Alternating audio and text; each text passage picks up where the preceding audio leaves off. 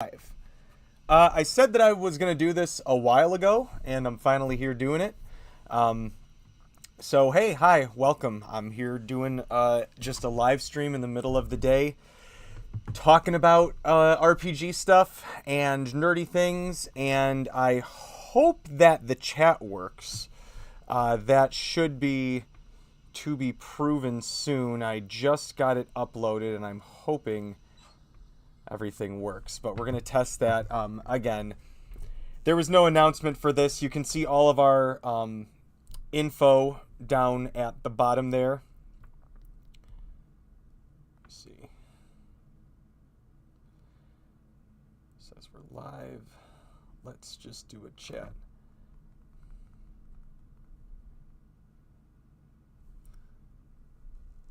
All right, yeah, you got the notification. All right, okay. So is that on YouTube then? Shoot, awesome. It's got YouTube. And that's so great. I'm so happy that this is working. I was afraid it was only going to get Twitch. Boom. Awesome. Hi, hello everyone. Glad to see you there on whatever you're watching on. I have no notification on who's watching and how many, but I'm glad to see that you're there. We've never done a stream where we just sort of sit, talk, and chat about nerdy shit, and I had the day off, and we talked about it in a Lauren stream that I joined her on yesterday. The Advocate, much bigger channel. But we're here, and I just wanted to finally talk about nerdy stuff and answer questions that people have, because I know we get them during the stream, and it's like, man, yeah, I wonder who Waterdellen is. It's a mystery. The artwork that's going through is some of just the fantasy artwork that I do.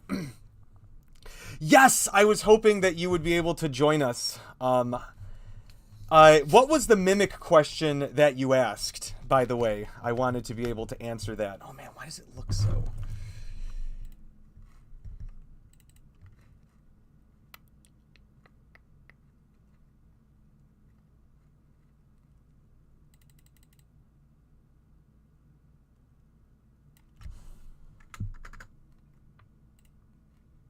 Haha. Look at that. Actually able to see it a little better. Oh, that's great. We got people here. I'm willing to answer questions about the campaign that you might have too. Like, we got some actual players from our Sunday campaign that's in the Into the Runeverse thing down there. Are we gonna do this best dad in... Oh shoot. Okay, so first of all, I have a mimic question from yesterday that somebody asked on the Dadvocate stream that I was on. And then we'll talk about the best dad in DBZ, and I'm willing to get into this. Or Dragon Ball, because we're going to count everything. We're going to count everything. I've got some pretty strong feelings. Okay. Are mimics immune to Mind Flayer bites? My concept was a tiny mimic wizard hat as a headband of intellect.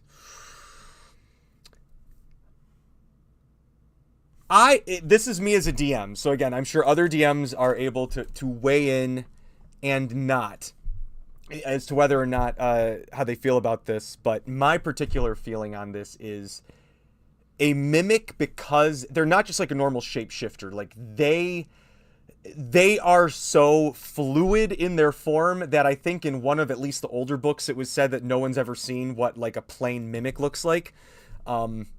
Which I think is cool. I think they kind of look like a gibbering mouther, but kind of like kept together. But I think part of that, like, constantly shifting physical, like, constant shape shift to where it has no true form, in my personal DM head, and I know all the players that I know are listening to this are going, I think that the mimic would itself be immune to the Mind Flayer tadpole. However, I don't know if the mimic would be able to prevent immunity to the wearer, unless the mimic itself was fused with the wearer.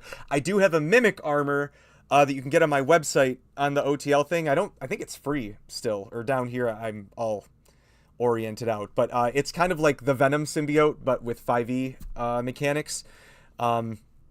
It should still be on there for free. It might be 50 cents, but yeah, it's just, or it might just be a donate. It should be free. But yeah, check that out. That would be, and again, that's just a DM ruling personally for me. I guess it would be a DM to DM thing. I'd say the Mimic itself is immune, but I don't know if I would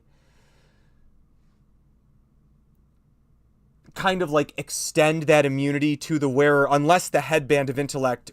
So if the Mind Flayer tried to inflect someone with tadpoles, would the Mimic be able to freely eat them? I would say, and this is something that, again, it kind of goes into like these kind of like RP mechanics in the Mimic armor that I made, but the way that I play it, so if I would just sort of apply this to that, like it is a Mimic armor as a headband of intellect instead of like some of maybe the other things would be substituted. But I would say that if, let's say, the player is restrained and in this exact moment the Mimic is like, I would really like that in this one thing, like Mind Flayer's like, fuck that idea. I don't want that tadpole in the mind of the person that I'm kind of like bonded with. So in that very specific moment, I would ask the DM, again, DM, you rule this, or the DM could RP it to where they clarify the Mimic like lashes out with their pseudopod to like knock the tadpole away, or like the Mimic gets to try and fight maybe at disadvantage because it's so small as the headband, but still kind of like a cool, I think that'd be a cool RP moment, truly, to where it's like, oh, they're like batting the head away and all the players like, oh my gosh, Jeff, that's just the name of the Mimic in our campaign. His artwork's coming through here at some point, but it's like, oh, Jeff's saving him, Jeff. Like, to me, it would be one of those kind of cool, we hadn't thought about this, but a rule of cool moment. But then as a DM, I would clarify, hey, this won't bail you out at the time. This is a very special circumstance that it was like, a sink or swim moment for Jeff, and you guys might have to reattune now or something like that. Like maybe you had to break the attunement. Yeah, a Mimic semi-Nuh-uh card. Like, does that make sense? It feels like it kind of incorporates RP, a little bit of fun mechanics, and everybody at the table can kind of get riled up for this usually passive character to shine. It's like the goblin that everybody adopted suddenly getting to save the party and everybody escapes because Boblin grew a pair and like snuck in and picked the lock of the cell that the party was held captive in, and it's like, go, and everybody like escapes, Wild West, guns blazing behind them as they ride off into the sunset. In that circumstance, again, I know that sounds very specific. I'm just spitballing here. We're fighting the ADHD at maximum capacity right now, just going tangential as possible. Is that a somewhat suitable answer? I know I really went off on a what if there, but I was just trying to think of how I would allow it to kind of like play out without it becoming a constant problem where the player is going to be like, this won't work because of my Mimic headband. And it's like, God damn it, I said yes that one time. So it's always like, as the DM, I think the constant struggle is not yes and, it's yes but. I know I'm definitely not the first person to say that. I think Brennan Lee Mulligan, Saint Brennan has put it that way as well, but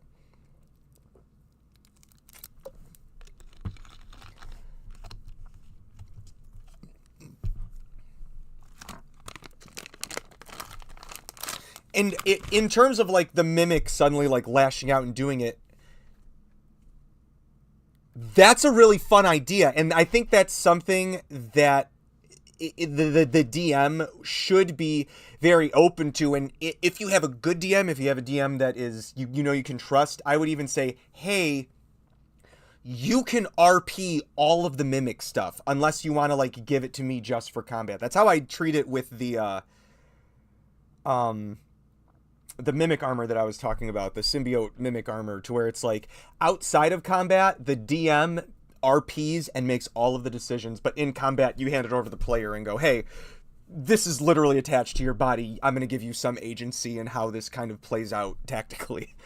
Unless you really fucking trust your DM, then I guess you could say, here, you can control all aspects. But I think that's a hilarious idea. A dumb wizard who kind of like RP-wise grows in their intelligence because a Mimic is kind of coaching them. Like, that sounds really fun. That sounds really cool.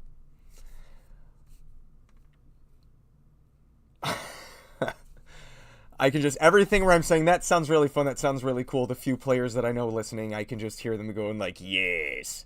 D&D Ratatouille. Pretty much exactly. D&D Ratatouille. That's hilarious. That's exactly what it is. That's so good.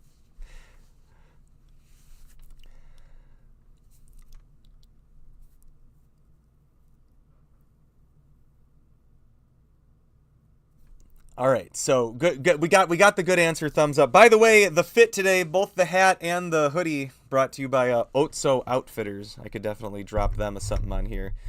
That's my brother's company. They got some.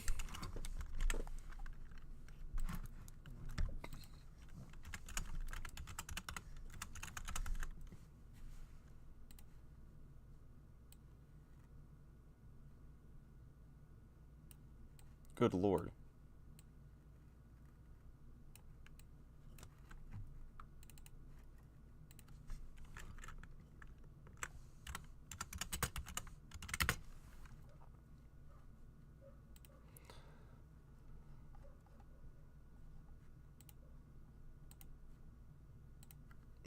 That looks disgusting. All right, what do we got for the best dad? Let me see here. What do we got here? I actually like that a lot. It's nice. It's classy. All right, someone said Mr. Satan. Yeah, I agree. I actually agree with Dylan. Mr. Satan is the best dad in Dragon Ball. I actually don't think that Goku is as bad of a father as we kind of like to meme it as. Because when you go back and read Dragon Ball, when Goku was Teen Gohan's age, he was fighting King Piccolo. So for Goku's like, my son has this. He's like, just chip off the old block. But also, I feel I'm looking at everybody in terms of Vegeta is, between the two, true tactician. But Goku's in battle IQ is second to none. I got to give it to him. Even as a kid, he's just really good at it. So I truly believe if you start from Dragon Ball all the way to the Cell games, there's no reason for us as the reader or Goku as the character to doubt his judgment in a battle matchup, you know? And I think it kind of plays into that cultural kind of thing, which is why I like the Pokemon dads in there, stuff like that. I don't think Gohan is, and my thing is, he chose to not be a fighter, but in doing so, he also saw, I would argue, how his dad being a fighter would draw constant people to his doorstep going, I'm the strongest, I'm the strongest. And Gohan's like, I just want to hang out with my kid and wife in the country and, like, read books and every once in a while, like, hang out with my big dragon buddy, you know? I think part of Piccolo's training, if you look at how Piccolo finds this kind of, like, happiness in his solitude, Piccolo's very happy just sort of, like, living off on his own and being like, yep, I can just be here out in nature and not worry about shit. I would say that he has tapped back into his fighter mode, and now that Goku is back Earthside and everyone's kind of reconnected, I think Gohan is going to start kind of getting back into the groove a little bit more. But yeah, Gohan lives in West City, but I mean, Chi-Chi, he grew up out in the country with Chi-Chi and Ox King, so he always grew up appreciating that part of life. He never grew up being like, ugh, I can't wait to get out of here. Just like, yep, no, this is great. This is what life should be. And Goku taught him that too. Goku taught him, because Goku had to live life alone for like, what, 8 years? That's rough. Even though Goku wasn't necessarily, Goku's book smarts, his intelligence score is like 1 above what an animal is. So like 4. He's Grog, basically, with a better vocabulary. But his insight, Goku's wisdom it's up there. Goku has a great wisdom score, and that's how he's able to size up his opponents like 1 or 2 hits in. He's like, okay, I got you figured out. You either do want to fight, you either don't want to fight, or, you know, I think that's... I think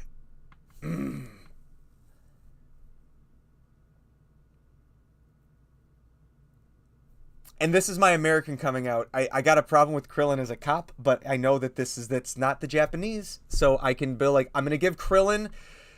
I know that the one thing that Dylan and I agreed on when we originally had this was the humans and the part human characters in Dragon Ball are the best dads. I don't think they meant to write it that way, but that's how it's sort of like played out throughout the years. Yep, 20 strength, 20 dex. He's probably got 16 con. I think Vegeta's con is a little bit higher than Goku's, because we've seen between the two of them, when it comes to,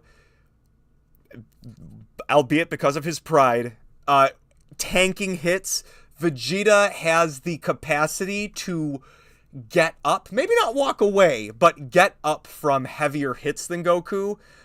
He might only make it like 2 or 3 steps before passing out. But he's like, I did it! Bam! Like, done. It's like, well, you know, you tired them out for Goku, Vegeta. But that's kind of been the purpose that he serves, and I think Ultra Ego is gonna play into that a lot more, to where he's like, oh, I'm not just like the haymaker at the front of the Pokemon team anymore. I'm literally like Snorlax, top IVs, top EVs, best item, best moveset, like, please try and get past me. It would be my pleasure to watch you get past me, because it is going to be nothing but a nightmare. I'm the cakewalk. Like, I'm the cakewalk. I think that's part of... He's the exactly. Vegeta is the... I think part of the smile for Vegeta is, like, bro, 99% of the time, I got this. But if I don't got this, what you got coming behind me? Oh, man, you got no idea. Like, you think I'm gonna be trouble. I'm the fun. I'm the playtime before seriousness. I get to have fun watching the guy after me play. Like, that's the cake. That's the icing on the cake for me. And he's a true fighter, because he's like, gosh, I got my butt whooped. But if he thinks it's going to be easy from here on in, yeah, it's Broly. He knows that it's Broly or Goku after him. Vegeta's always like, I'll go first, because he can size his opponents up. He can get the strategy. Goku can get, like, their moves. Yeah, UI truly felt like the TTRPG monk kind of put to screen, where, like, their AC is super high. You know, Akira Toriyama's the DM that allows a lot of extra feats to drop in, so it's like Goku is just the fighter. And I saw, when I first joined TikTok years and years and years ago, Jesus Christ, it's not that old. It's fairly old, though. Hey, man, keep it up. I see you got an A+ in that, so proud of you. Keep it up. Glad you could drop in for a little bit. Love you.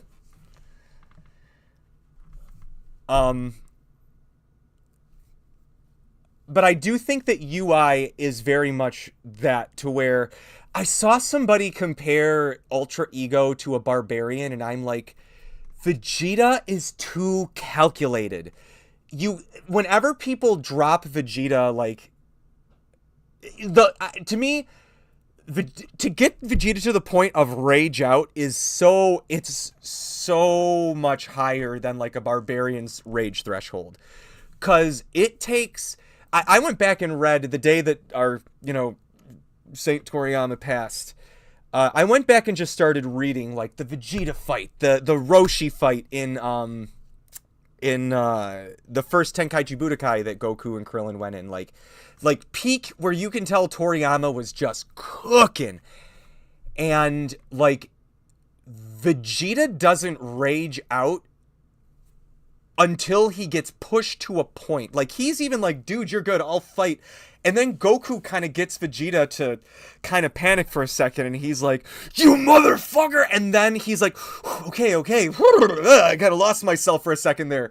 Back to the fighter. And the way that I saw a TikTok person describe it was, Goku has been trained from day one as a duelist, and Vegeta has been trained from day one as a large quantity fighter. Like, hey, dude, you're gonna have to be fighting entire planets of people at once.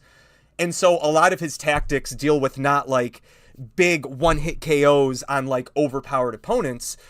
Goku and everybody kind of had to redefine to him thinking like that, which is why he had to learn how to read people's chi, because up until that point, it was just a bunch of peasants. Exactly. Broly and Beast are 100% the barbarian. Like, I would even say that Beast is almost like a barbarian-themed paladin style, to where, like, you eventually get the aura and then they just can just smite on something. Beast is almost like the Pathfinder version of smite, where you can kind of tag a particular character and they get all of the smite bonuses from you, which makes no, that's exactly what it is. Broly I think is the true barbarian, where yeah, he's base level barbarian is gonna fucking smear anything they fight in the first rounds of combat, and it's only when they find that first enemy that's like, okay, time to play, and it's just that's what they are. I think Vegeta's ultra ego is like the Rheostrad feat that we came up with, Mike, who I know is the Braddock watching, where it's basically like the more you get hit, the more it powers you up, but it's always that balance of, can I tank enough hits to survive next round and then just like bop bop with the enemy that I got. A Pabardian, yes, exactly. I'm sure Mike's brain is trying to make one of those right now, but it's a specialized paladin where instead of like it's almost like instead of getting, you'd almost sacrifice some of your spell slots in 5th edition in Pathfinder. I think Pathfinder 1st edition paladin, like bit for bit transferred to 5th edition would be Broly. Otherwise, just Pathfinder 1E is Broly. Oh yeah, geez, I could talk about that forever, but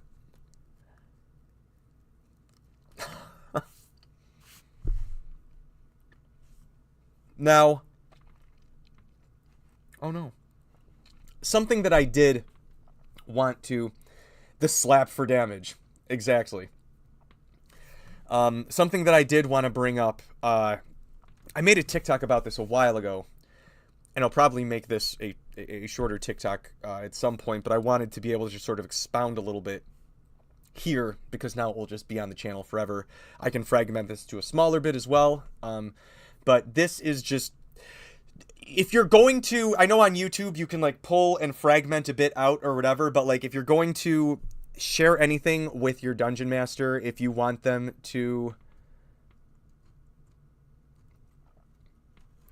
yeah, it pretty much like it stacks like that. But if you're going to share anything with the dungeon master, if you want like combat to feel more intense, or if you are a dungeon master and you're like, man, they just like chainsaw through all of my encounters, I made a TikTok about how I build campaigns, and I just wanted to have the arena of the live stream with which to speak on this. And so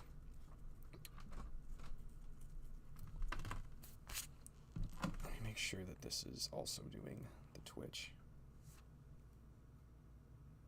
Oh, yeah, okay, cool. Everything's working. But it's how I build encounters. I wanted to make a whole slideshow for this, but I'm like, you know what, we're doing it live. We'll fix it in post. We might actually fix it in post, because this won't be that hard. But how I build encounters in my 5th edition little schmiggity schmag. I actually got this from, I know we got John and Mike on. This is actually, I came up with this for the, what would you call it? X-Toads campaign, which is the last full campaign that we did, where the group was named the Skull and Cross Toads. And so the equation that I use is party CR, whoops, times, oh god, I dropped the mic, 1.5 for levels, 5 plus times 1.3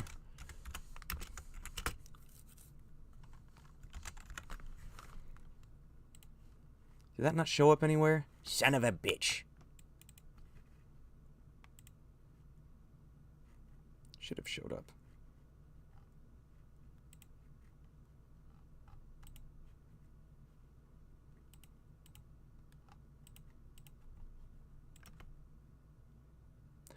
Oh, I see what the problem is. It was so small.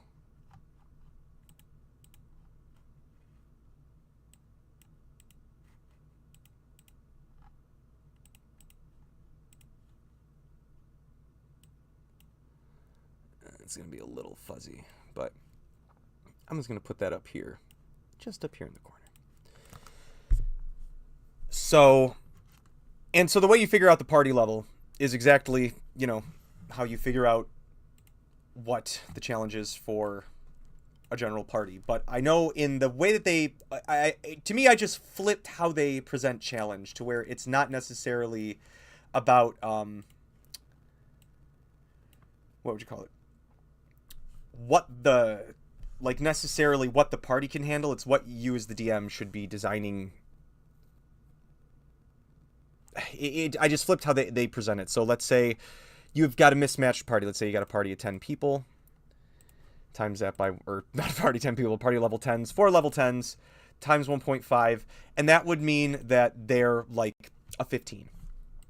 I know that sounds crazy, but there's a few assumptions with that. When I do the 1.5, my assumptions are they've taken 1 or 2 feats.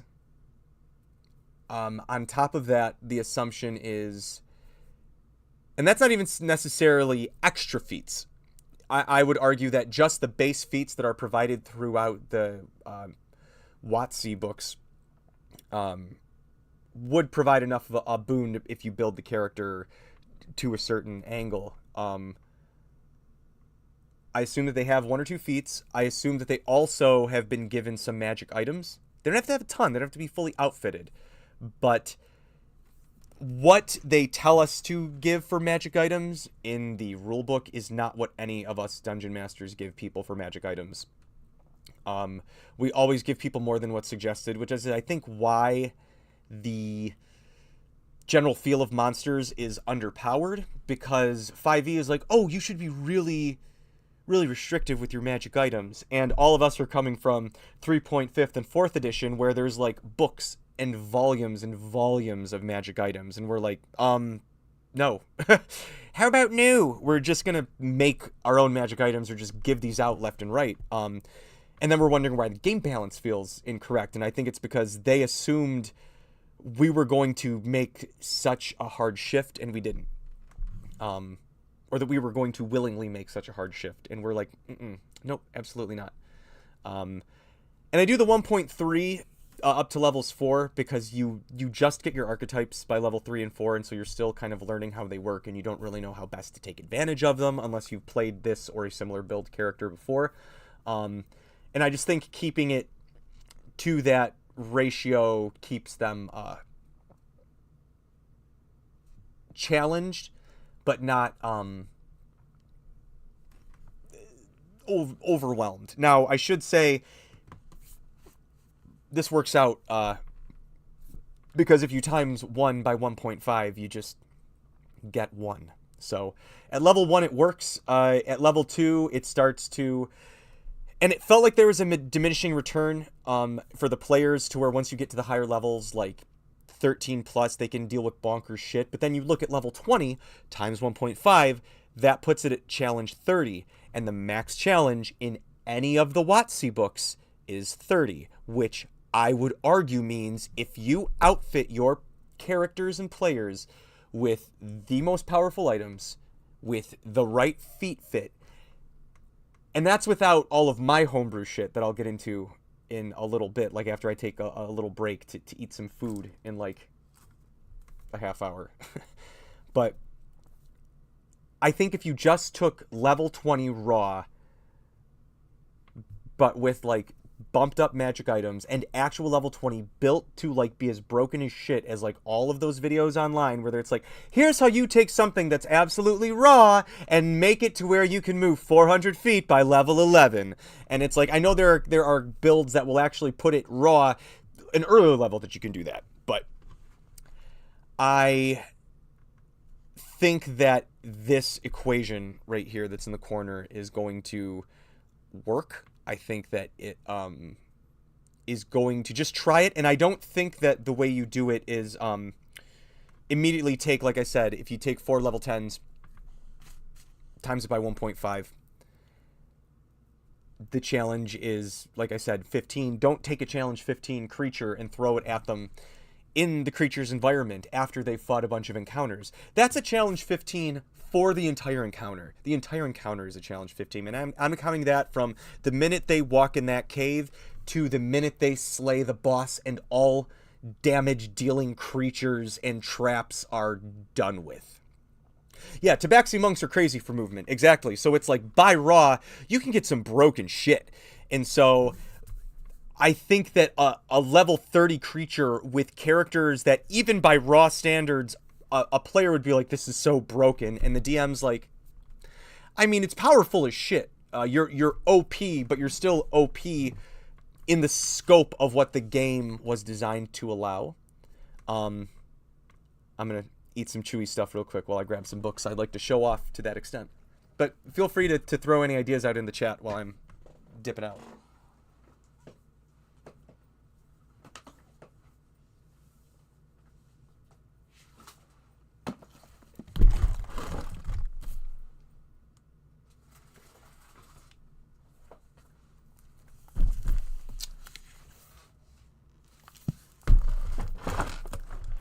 One more book.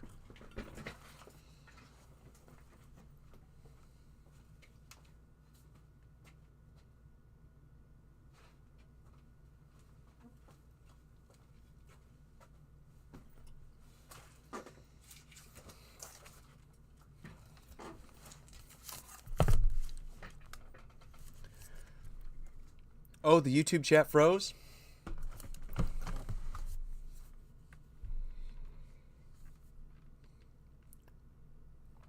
Let me see.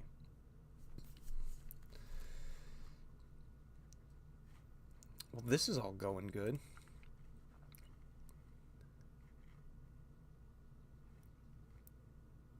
Okay. It's back going. Boop. Bien. So I wanted to show some examples in books that I have of creatures and how I would use them and kind of tips and tricks that the book gives us to know in what capacity we should use it. I'm sorry if there's green candy in my teeth through all this. I mean, I'm not sour. I am sour, but I'm not sorry because this shit's so good. Okay. We'll go to this one last. By the way, nothing that we're going to talk about is official WotC. These are all third-party people. Feel free to check them out and support them. But we're going to look at some examples of building an encounter, how I would use them. And feel free to check these books out. If any of these creatures sound fun and you're a player, suggest them to your dungeon master, unless I'm your dungeon master, in which case I already have them. And if you're a DM that wants them, you can find them in numerous places. I've got a fantastic gaming store near me where one of the guys supports a lot of Kickstarters, so he gets a lot of the books in himself that they sell. First one I want to shout out, it's called Griselda's Guide to Ghost Hunting. This is I could not give a more self-explanatory title if I tried. It is what it says. There's archetypes. I don't think there's a full class. And it's not that expensive. I know digitally it's only like 20 something. The book is like 40, 45. It says 44, but I think I got it for a little bit less from the retailer because they probably kickstarted. But they've got subclasses for all of the main classes except Artificer. Sorry, John. But Path of the Wrathful Spirit, College of Legacy, Ancestor Domain, Circle of the Lost, Ether Knight, Way of Harmonious Spirits. And again, the way that a lot of these go is they're going to have maybe echoes of things that are in other officially approved subclasses, but it might not be exactly what you're looking for, and this might have it. So check it out if you're doing like a horror campaign like we're doing. There's a lot of great options here. There's some feats. There's extra backgrounds. Spells. They have allies that you can just throw with the party that provide just with their own mechanics, so you don't have to worry about coming up with your own shit. Variant rules. They offer a whole world of things to check out. They also offer things like haunts and how to build a haunt if you've done any Pathfinder. They talk a lot about haunts and their occult stuff, and it is fantastic. There's also some great creatures back here, and that's why I bring this whole thing up.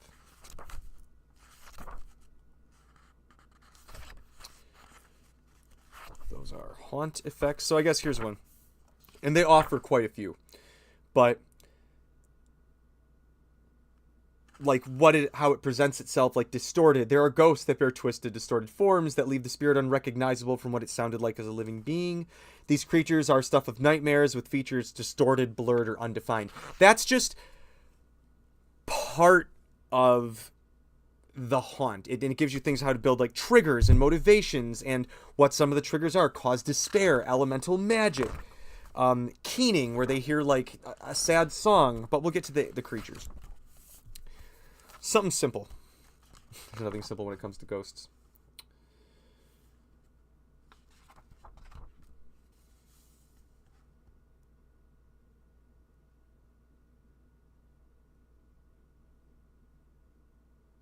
Okay.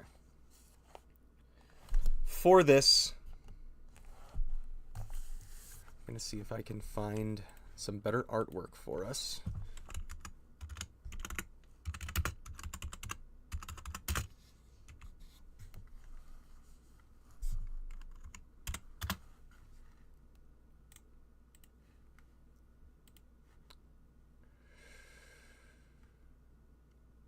Wonderful. Okay, so I'm going to hope that this loads correctly. Where'd it go? Chat. Here we go.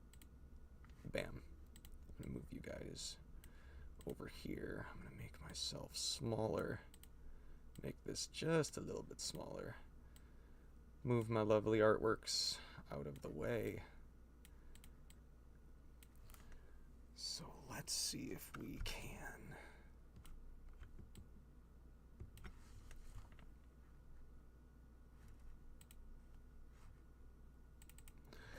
I don't know if I can zoom it all. Let me try this. Oh no. The hell did it go?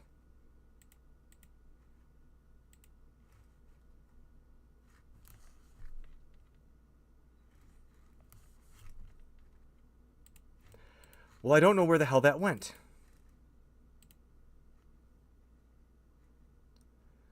It's saying that it's having trouble connecting. There it is. Okay, I just needed to click on it again, apparently. All right, let me see if I can get this zoomed in at all so you guys can actually, like... Did that work? It worked. Okay. So this is... If you don't have this website saved, get this website saved. What the hell? Where'd you all go?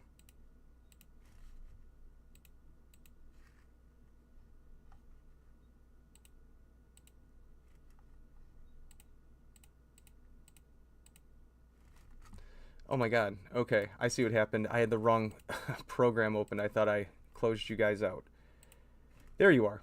You were hiding behind it the whole time. So this is smaller. Then let me...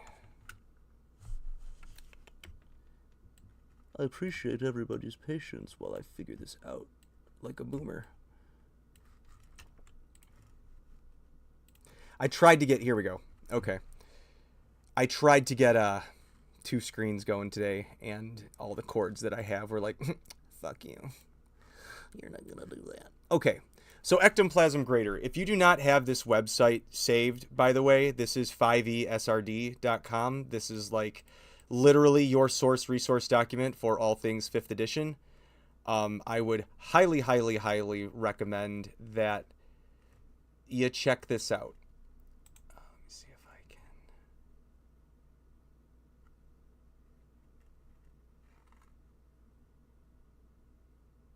can. Doesn't matter. Free advertising for Hallgreen and Wellmarks. But if you check out 5esrd, it has a lot of the reference that you need for creatures if you don't have the book on you. If you... Let me see. Did the chat stop working for everybody? Let's see.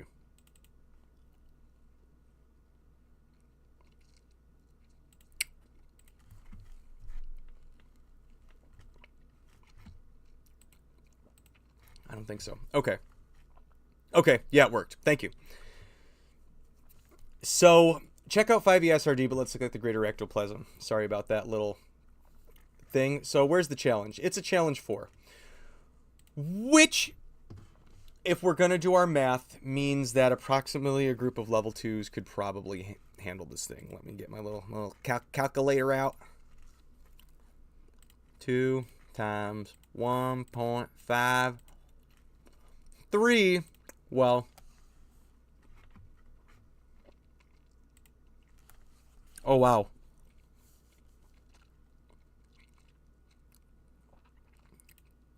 Okay, I just got all of looking with stuff. A salary DM is not a good thing, you're correct. Ghosts and Undead, alright. A reborn Oathbreaker Paladin based off of Skeleton from another world. I was thinking he might have been an evil crown. We can definitely get that. Definitely for YouTube. Okay. But it's back. We got it. Everybody came in. That happens to my wife sometimes too. Okay. So challenge 4. I know that means that this would probably kill a group of level 2s. But I would argue if you've got a fighter and a barbarian that isn't using slashing damage, they could handle this. But let's go a little bit softer. Okay, let's say you got level 4. What is...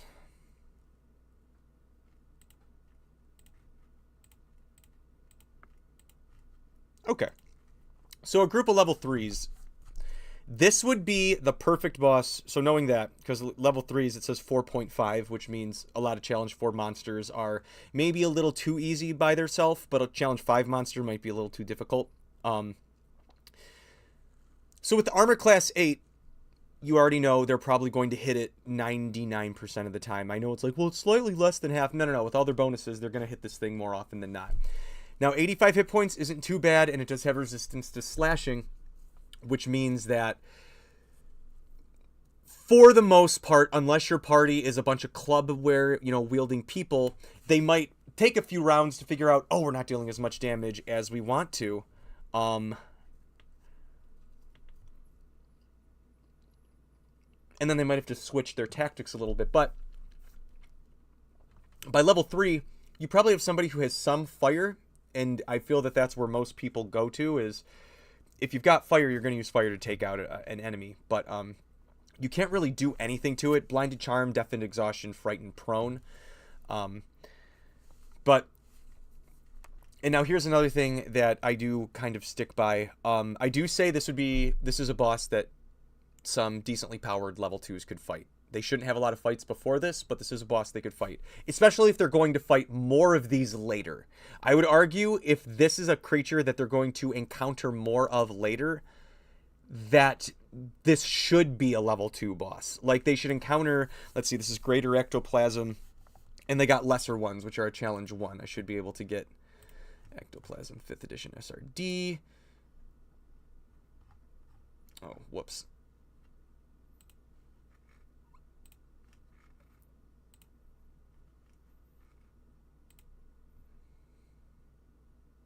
Take me to it.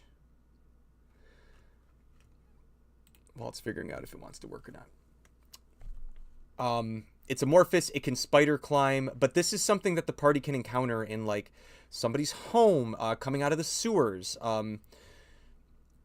It's motionless at the start of combat. It has the advantage on initiative, so it can look like, whatever it wants to by taking on false appearance. It has a pseudopod. It can do a slime swarm. And you have to look at what the damage output on these things, too. So if it's a challenge 4, if I look at it hits, it does 6 bludgeoning and 18 necrotic, and that's just average. That's the problem. It has the Malefiform trait or whatever it's called. Let me see that. It has amorphous. Yep.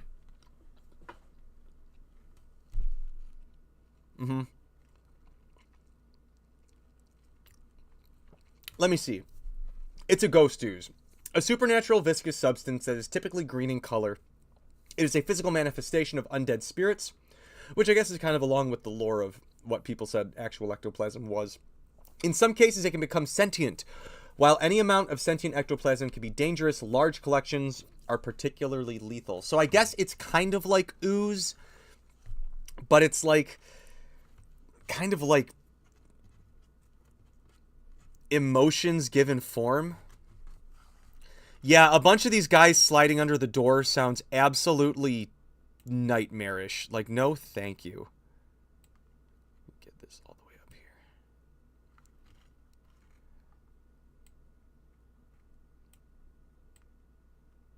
There we go. Oh, good. Now I'm starting to get it. Thanks for everybody's patience. This is my first time doing a stream like this, so... And John, I made sure to not unplug or touch anything with the normal stream. So all the sound should still be working. It's kind of like Slimer. I would even argue that you could... Yeah, I knew something went wrong.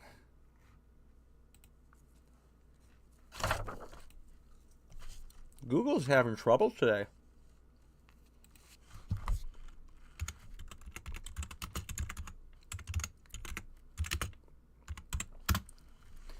Yeah, see, I just needed to type that in. So this is the Lecter. This one talks about church all the time, guys. This is the Lecter ectoplasm.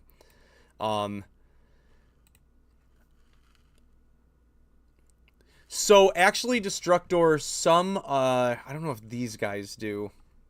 Let me see. These ones don't, but some of the specific WotC oozes actually do have that ability you're talking about, where I think it's the... Is it the black pudding and the ochre jelly?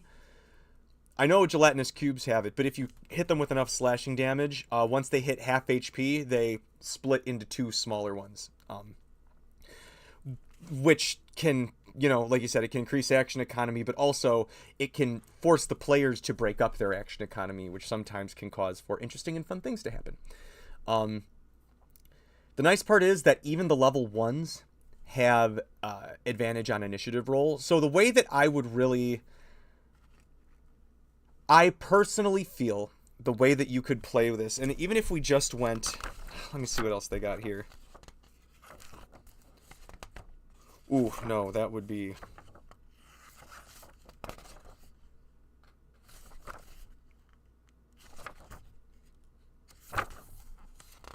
I'm seeing what they have in this book because I don't want to dip into the mages of the shoreline.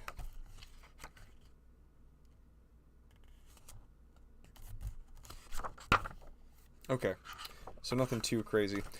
But I do have some options here in the Griselda's Guide that we will look at.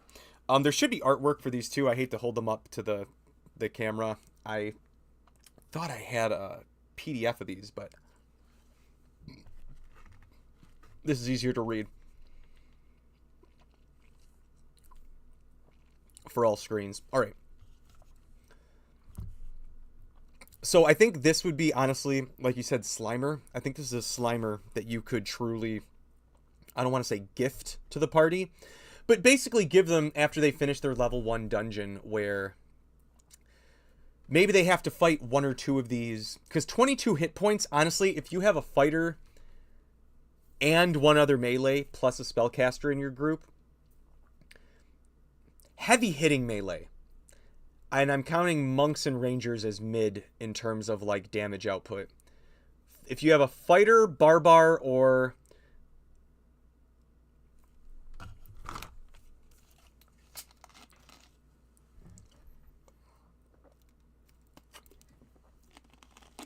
I think it would include immune to sleep under charmed, because that's kind of like how it works with elves. Unless it, I would argue that if the wording does not say, because usually like sleep, doesn't it say you charm them into a magical sleep? And so it's like, oh, it has the charm like indicator on it. I would argue that if you could find like an organic way, but it might be hard because they're undead. Oh, it's an ooze.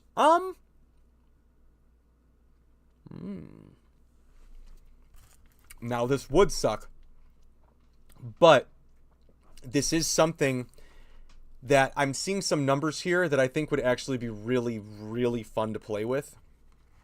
As a party and as a dungeon master, I think everybody would have just hella fun navigating these numbers.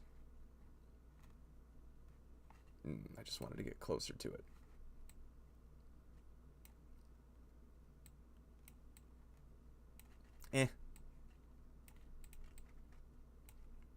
This will be so much fun to watch in the playback. It has blind sight 60 feet. So your rogue is going to have to get out of their distance ratio. Like distance, what is it? Threshold.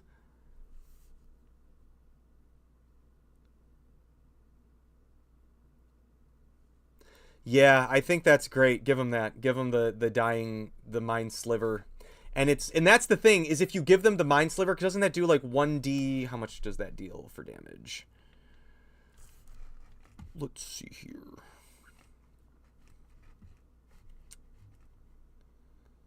Here's my phone.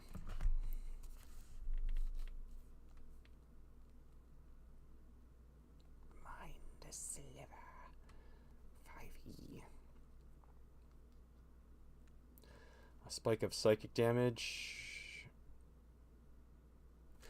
And so here's the thing. And that is, if you did that to a level 1 party, they're dead. They're dead. Now, here's the thing. Think about that. Where they fought these things before? Where they fought like the normal lesser ectoplasms?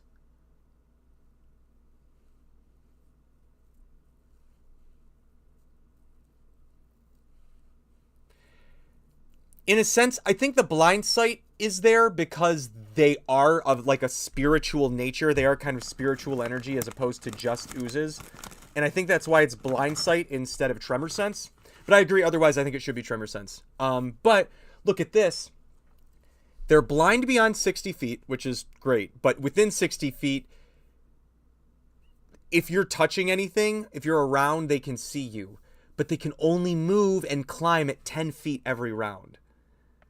So there's this like kind of encroaching nature out of all of it. And I would argue, I don't think blind sight makes you completely able to see, but it's pretty much impossible to sneak up on stuff with blind sight, I think. But still, the party now has to navigate and maneuver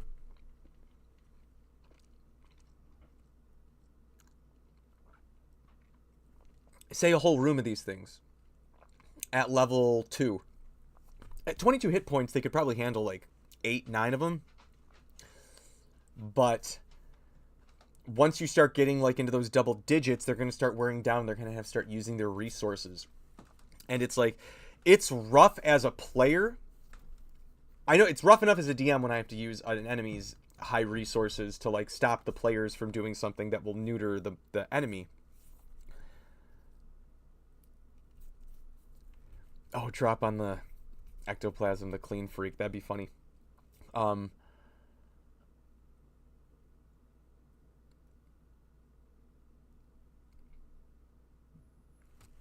me see. It doesn't have anything about that, and I think part of that is they're not necessarily...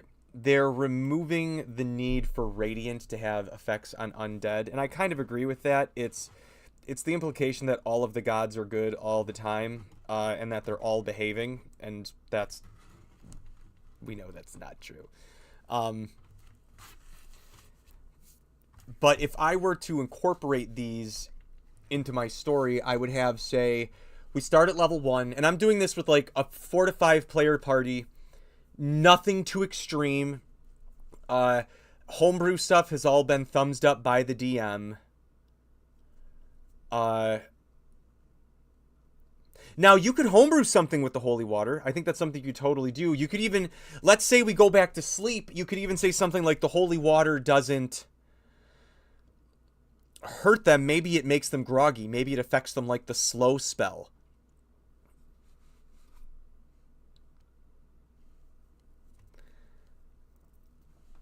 You know, and that might be fun to where they the party's like, gosh, we have all these, and then somebody rolls like a high enough arcana or a high enough nature, and suddenly they're like, oh, I just remembered, or an NPC lets them know when they've come to a city after struggling with these things for so long, like, oh, we found experiments, or discover by accident, like, oh, hola.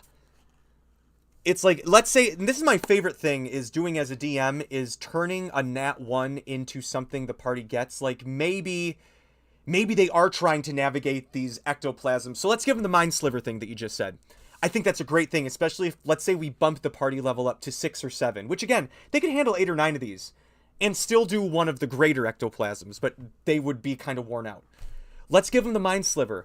Now, suddenly, let's say they've dealt with the regular lesser ectoplasms at an earlier part of the campaign. They're in the city, whatever city your campaign is set in. People are finding oozes, but they're reporting these are, like, kind of weird oozes. There's something odd about him, and so your party, for whatever reasons, whatever the hook is sent to investigate. They encounter just the lesser ectoplasms, but there's 1 or 2 clues where they encounter these lesser ectoplasms that lead them eventually through whatever first level shenanigans they have to do, getting to know the city and people, of the information to where, like, the hive of these lesser ectoplasms are. Where are all of these people dying? Where's all this happening? Maybe it's a rich socialite who's sacrificing people. Maybe it's a cult that's moved into town. Maybe it's both those ideas combined. Rich people never do anything wrong. But now, so they've dealt with the regular, or I guess the lesser ectoplasms, and so when they see these new ones, but they look like lesser ectoplasms, they're like, okay, I've dealt with this before, and they just go up ready to whack it. And when they whack it, or they get too close, or whatever the trigger is for this Mind Sliver ability, the Mind Sliver goes off, and everyone in the party is like, whoa, that was a D6, and now we've got, holy crap, oh my god, I was not ready for that. And now they have to, again, it's playing with the distance, and how do we tactically not suffer all of this stupid tiny residual damage, because there's nothing worse than, like, and Raiko might have. He might be Destructor. No, I don't think he's joined yet. But it's something to where I think that adding the Mind Sliver thing would... Welcome, Drifters. Yeah, well, we're basically building an encounter together using these ectoplasms. You can find them in this book. It's called Griselda's Guide to Ghost Hunting. I backed them on Kickstarter. But you can find the PDF, the printed book. They're at a lot of places. They've got another Kickstarter going right now that's a bunch of other stuff. They just released another book that's all, like, haunted and occult items, and I just totally flaked on backing that, so I'm just waiting for it to come out to buy. I'd really recommend it, but... Silver in the moistment, maybe if I become the sacrifice. And that's what I'm saying, is you can add little... And that's something else I'd like to talk on again at some point, is how you can expand on the story in moments, especially if your players have made really effective characters that kill your bad guys, like, to a point where they never get to do their bad guy monologue or give, like, important information. And I'll get to that, but building this encounter. They hear about these ectoplasms, they go and fight the first ones, they have to follow some clues, which will be like other maybe disjointed or slightly connected encounters that eventually bring them to this place, this hive nest. I think that was redundant. Like, you've never done that. And you have to, and it would, and it's their ectoplasm, so it should be like a decrepit old house. It should be like an underground city that people don't use anymore, maybe because these ectoplasms have taken over. And so it's literally, and I know the party has done this, but in a much more literal sense, but foreshadowing DM noises. The walls, the ceiling, the floor, everywhere can have these things because they have spider climb. So nowhere is safe. Even if you have somebody who flies, they could bump. You might have to make them roll actual dexterity checks to, like, safely navigate flying through, like an old Super Nintendo 32x Sega game where it was like kind of pseudo 3D, you know? That'd be a lot of fun surpassing. And the surprising reaction then, like you said, the minute they accidentally destroy one of these things and get hit with that psychic blast they weren't expecting, they're like, oh my gosh, these are slightly different than what we were expecting. Oh no. And now they know that this, what you have done now by introducing this sort of like, what would you call it? This sort of like little extra mechanic on top of what they already expected. They now know, and you've safely, it's like the linear gameplay. You have safely introduced to their mind as a player without killing them outright. We are going to experience things that are just similar enough to what we've experienced before, but it's probably going to get weirder from here on out. And you could add more weird psychic things. You know, you could add different psychic effects, maybe, and keep it below, what is a Mind Sliver? I just looked it up. Is it a cantrip? It's a cantrip. So keep it all cantrips, but give them all different cantrips that deal with psychic and psionic things. So then they're always on their toes. You know, you can have ones that are maybe slightly different colors, so you both as the DM and the players can be like, okay, that one does Mind Sliver, that one causes Tasha's hideous laughter, that one causes, you know, fear, you know, whatever it might be, and just cap it at like level 1 spells max. I'd say level 1 could even be fun if you're doing with like level 8, or I'd say level 7 party up. You could toss that extra little like fuck you on it for. I don't know how else to say it. It's really what it is. Me as a player, I'd be like, you piece of shit. Like I'm going to crit the boss extra hard just for that. Like that would be. But so they deal with these lesser ectoplasms, and let's assume they have a cleric or a bard / one of the druid that are healing, at least half-centric, if not healing based. Clerics can kind of be healing half-centric without even meaning to. Exactly, like this, exactly that. With the Skyrim reference right there. Is I think that's it adds a certain level of kind of nefariousness onto whatever is going on, and you could expand into an entire and I think that minor illusion, I would even argue that it's like minor illusion in the sense of like they're not trying to trick you, it's just like you're seeing something that's not really there.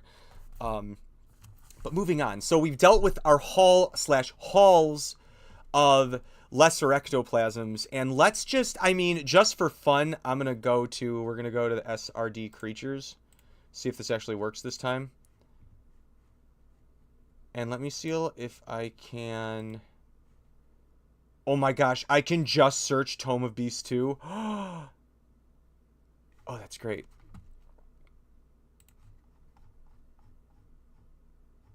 I see, and this is all. I don't need it to pull me down. I can just do this. We're gonna, it should all have it by O for oozes, if I'm not mistaken. Everybody's having, here we go. So let's say we just stick to the oozes. And all of these ones, like Alchemical Apprentice, Amber, Ale, Assembly, it'll tell you where they're from. I'm probably going to be referencing a lot of the Tome of Beast ones because I'm super familiar with those. But you could drop any of these other oozes on here. Like, what the hell is a Dun Pudding ooze? I have Tome of Horrors. I should check that out. Ooh, that might be too strong. Hold on. Let me see. Corrupting ooze. So this could be a fun boss. Yeah. What's the other one? Dun Pudding. That's just silly. Dun Pudding's attacked by grabbing a variety of black pudding. Okay, so it's just another joke on British food.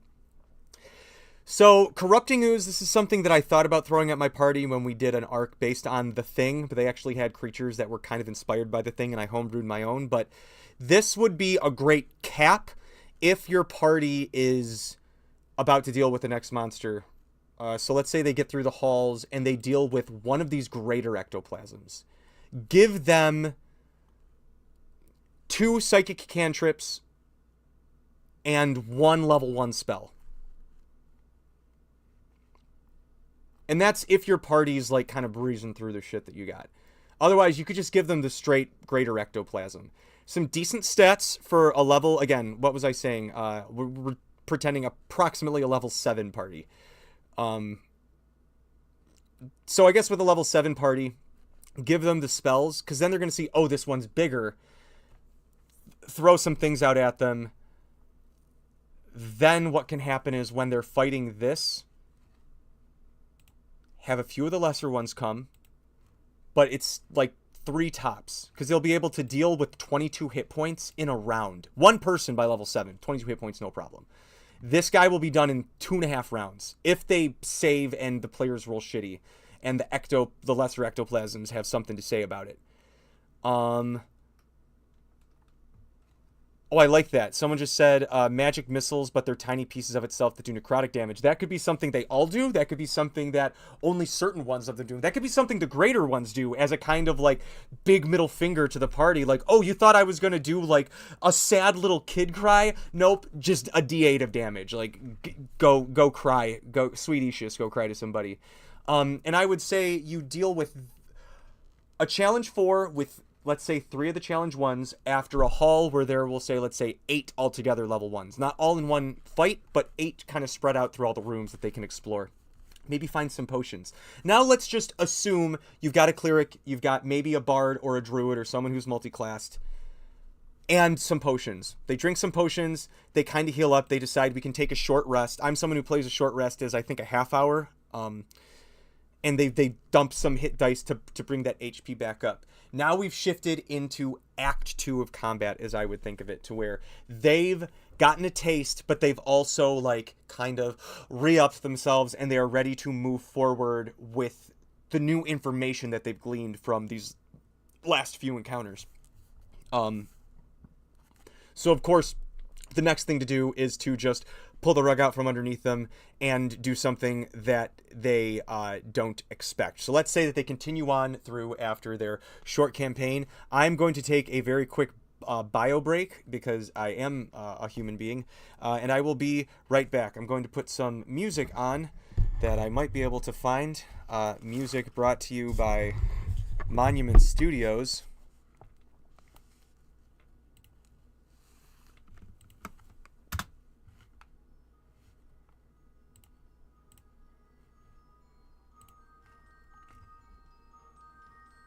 There we go.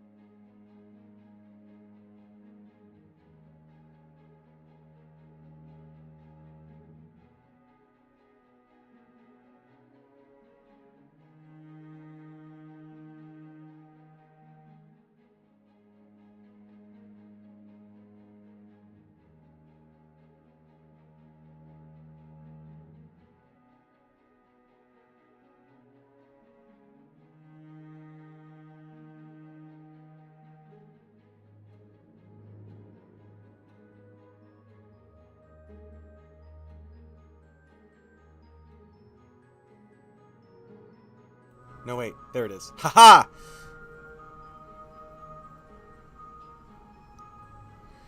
I will actually, yes. Here, let me see what chat has been.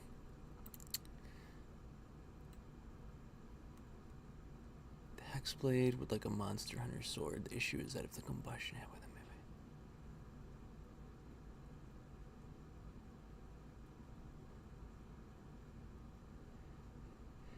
Yes, I do have a there's a short on YouTube that I have of explaining the Atomolite. You can also find it in, this was one of the books that I wanted to talk about. My 5e source book, Into the Runeverse. You can find the PDF on my website, and you can get the other one on Google. There's a soft cover and a hard cover. The soft cover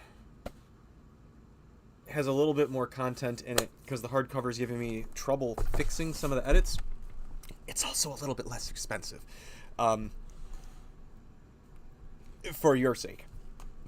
Shameless plug, let's go. Yeah, but Atomolite and Atomultine are monsters in that. They are basically, if you've played Dragon Quest monsters, they're kind of like liquid slimes, just like liquid bubble slimes. We love them very much, and they are fantastic. And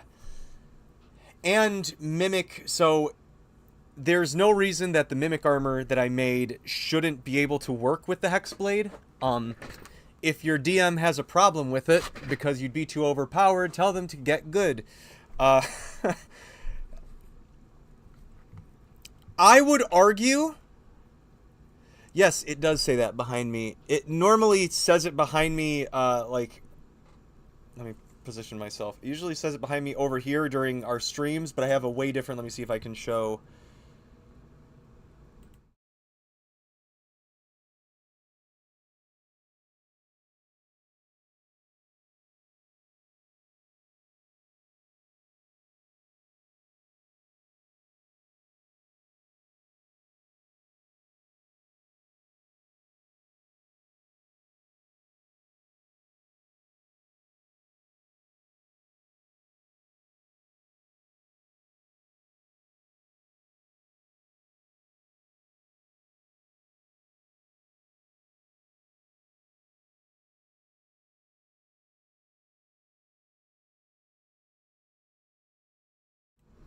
Jesus Christ. Oh, that's why. It's totally misnamed. I wasn't clicking on it because it said that it was the stream for when I do my digital artwork. That is hilarious. I'm muted. Am I muted now? Can you hear me now? I got it. So we can hear me now. We good? Great. Awesome. Thank you. Yeah, you lost me because I kept switching between all of the the inputs because for some reason this setting was on DigiStream, which is the name for when I think it's when we streamed Digimon, Dylan. But anyway, we were moving into Act 2. Let me have a bit of my rainbow cereal. We have just finished the Greater Ectoplasm fight. Our party has used input lag.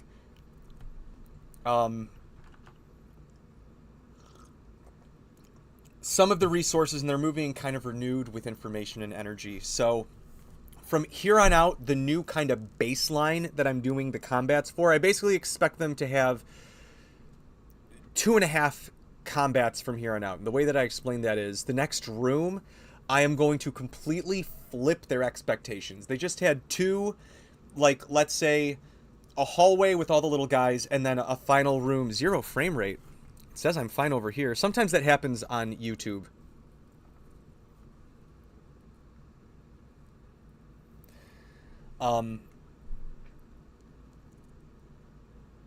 Is if we just did a hallway and then a slightly bigger encounter for the,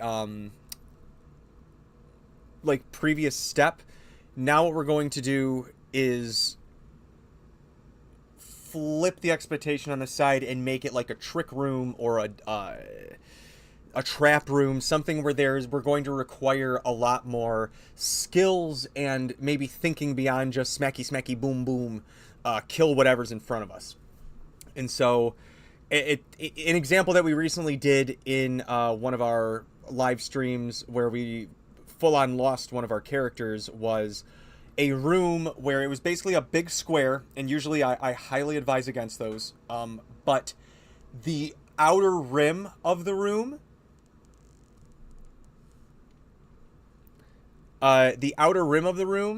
was just the only safe place to walk, and the entire center of the room, was grinding of like meat grinder. Basically, you've seen those TikTok videos where people will throw something into the grinder and it just pulls them in.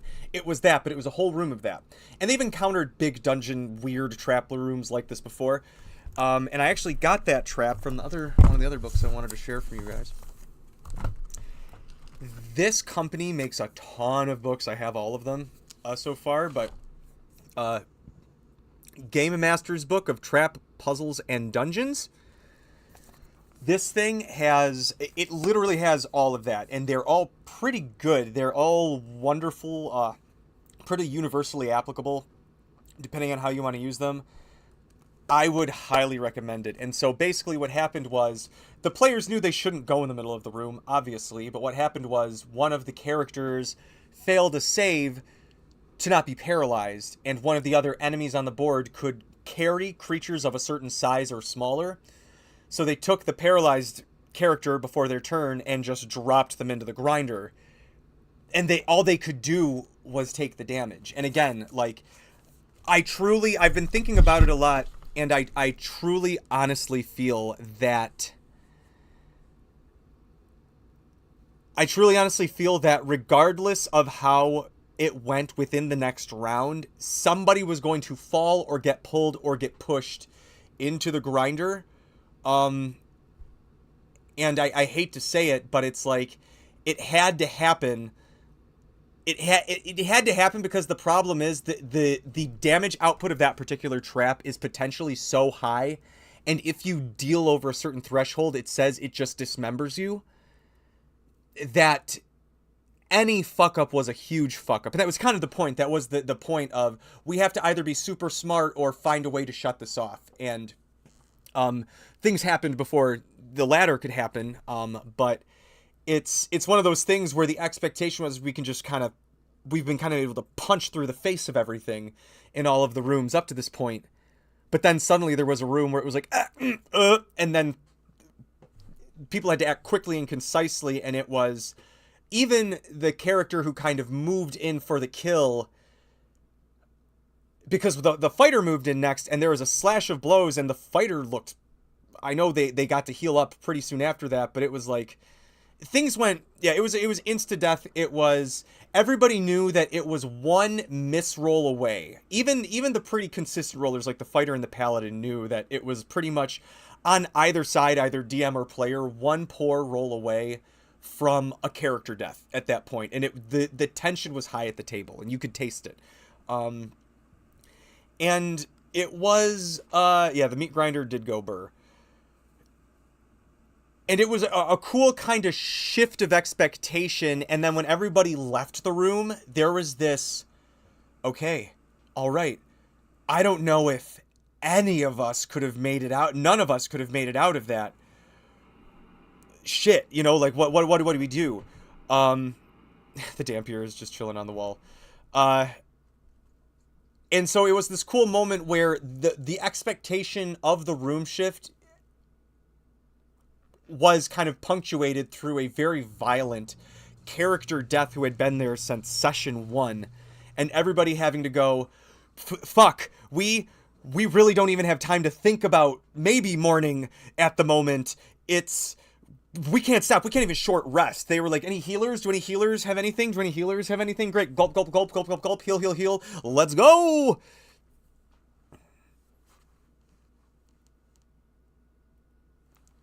Scratched his eye. And so this next room, I would incorporate not the meat grinder, because that would hurt your ectoplasms, but I would incorporate some sort of trap. I'm trying to think something. You basically, when you're making traps that incorporate creatures, you always obviously want to maximize on mistakes and actions that the player characters will have to worry about, and the monsters that are present in this trap don't fucking think about it all.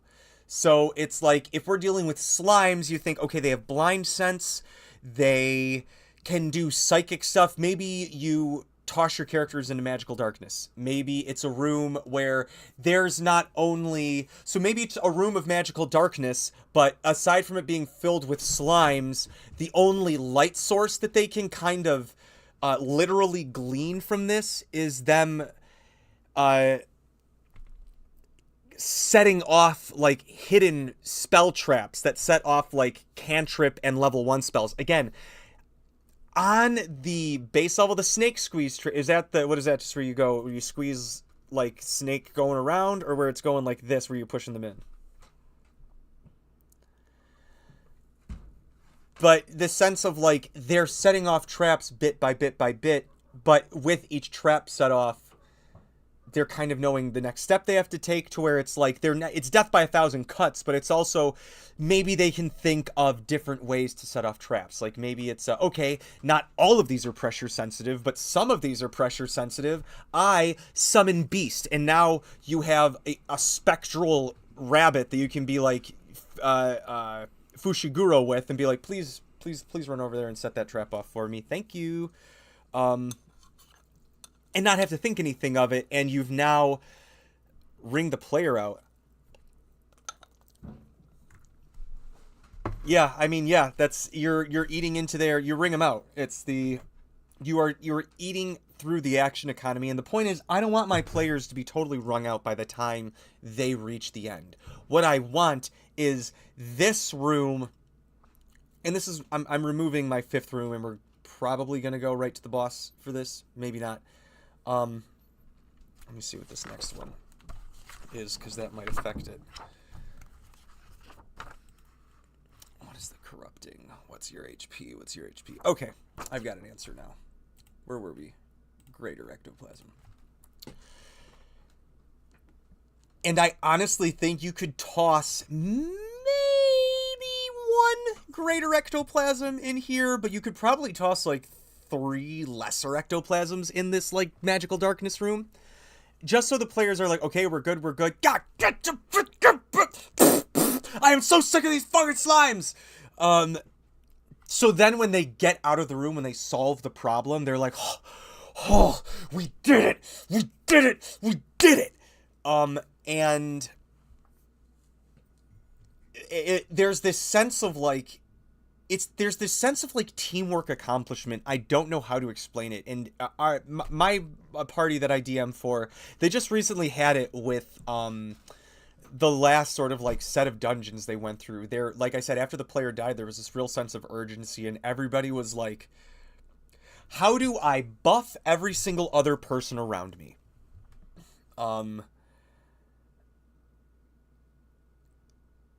And the teamwork really helps, to where it encourages me to know they don't crumble under the pressure. It helps them focus on making the group successful. And it's fun to watch that happen, because it's like, it lets me know that that little equation that I have works, but it's also that like they care about everybody at the table. It's like, I'm going to step in here, I'm going to move up next to this person, I'm going to give them help, I'm going to do this.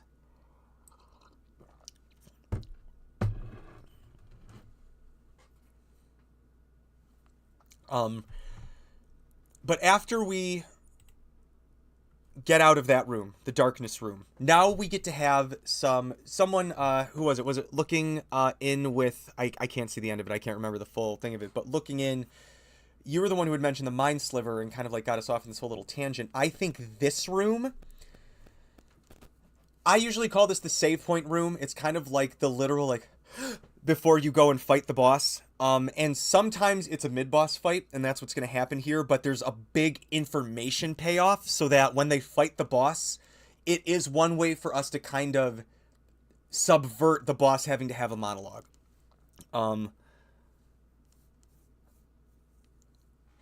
So this next creature I have that I want to be the mid-boss, it is a challenge 5 creature, and I know that might sound like nothing, but I think what we can do, Let me see. I want to make sure I get the right. Ghastly Siphon. Yep, I'm bad at reading. Okay, Ghastly Siphon. Now, this is a Challenge 5. It's only 67 hit points. Now, you can see the reason that it's only 67, though, is it has resistance to necrotic and any weapon that isn't silvered or non-magical. And at level 7 and 8, unless you're me and I give my players too much shit way too early, you might not have a whole party that's full magic or partially silvered weapons. Unless you're running a campaign, maybe they help the noble out at like level 5 or 6. The noble's like, here's a magic arsenal. But even then, 67 you're not going to get in one round unless the paladin pulls a smite out of their ass. But they might have used a bunch of smites, and they might know that whatever this Ghastly Siphon isn't the final boss. So, oh Jesus, there's a lot of lore here. Let's see. The undead remnants of a humanoid who have been killed unexpectedly. The shock of their death so enrages the spirit that a portion of their soul is bound to the spot of the material or the world where they died. They remain tethered to their death. Ghastly Siphon does not resemble the... Okay, so it doesn't have to look like them. Bound by rage, obsessed with life. So it's very, very undead stuff. But I think what helps is if we plan this idea of, like, killed innocents. They're wound down, and now you can drop maybe some really low level. I'm trying to think if there's like any low level apparitions in here. I know Wizards of the Coast has some. The Kobold Press Books has a ton of like level 1 like apparition-esque creatures. Oh boy, so this depends on how creepy you want to get with it, okay? Oh Jesus, that would be really horrible. With the mid-boss, give us... I think you can have one of the greater ectoplasms be the kind of like goopy ectoplasmic remains of the Ghastly Siphon's original physical form. We could do ghost bats. I was going to say you could do spectral animals. You could also do, in this book, they have something called a haunted ventriloquist dummy. Let's see if I can get that up there. But I think that would be... it's only a challenge quarter, or challenge half, and it's got 21 hit points. Isn't that crazy that this is 21 hit points? This is 22, but it's a full challenge 1. It's because I got all the extra shit. But I was thinking, in this room... Where's the final boss I wanted for this?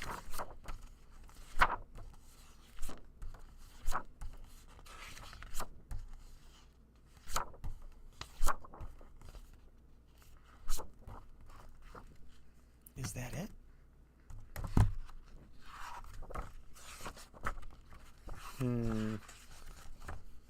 That doesn't feel right. Why did I think I had a third step for this?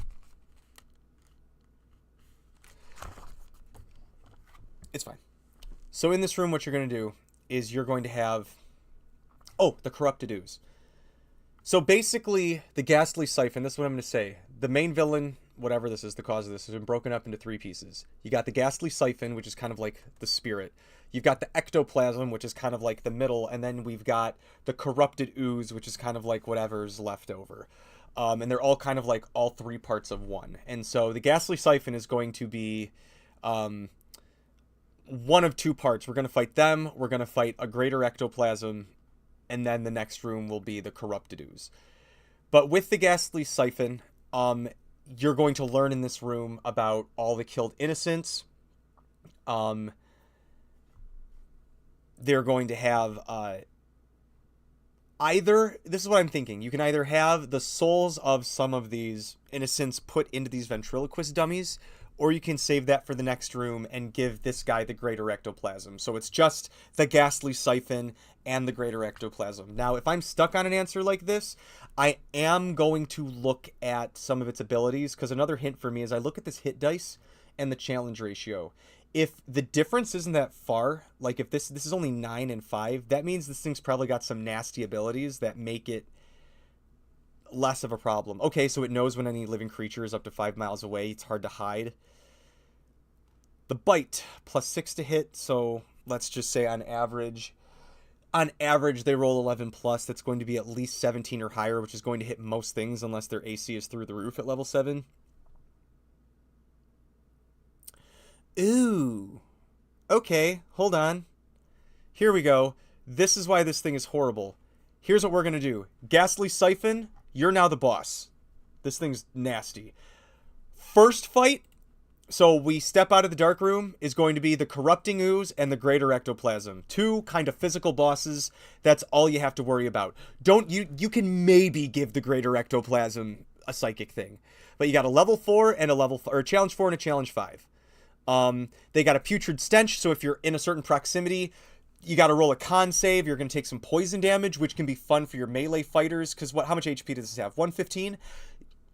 2.5 rounds if people are willing to blow some, like, a smite and a fighter. If a paladin blows a smite, a fighter blows an action surge, or if you have a high enough level druid or wizard, they blow one of their higher level spells on this. You can take this thing out in 2 rounds if everybody can focus on it and the other thing.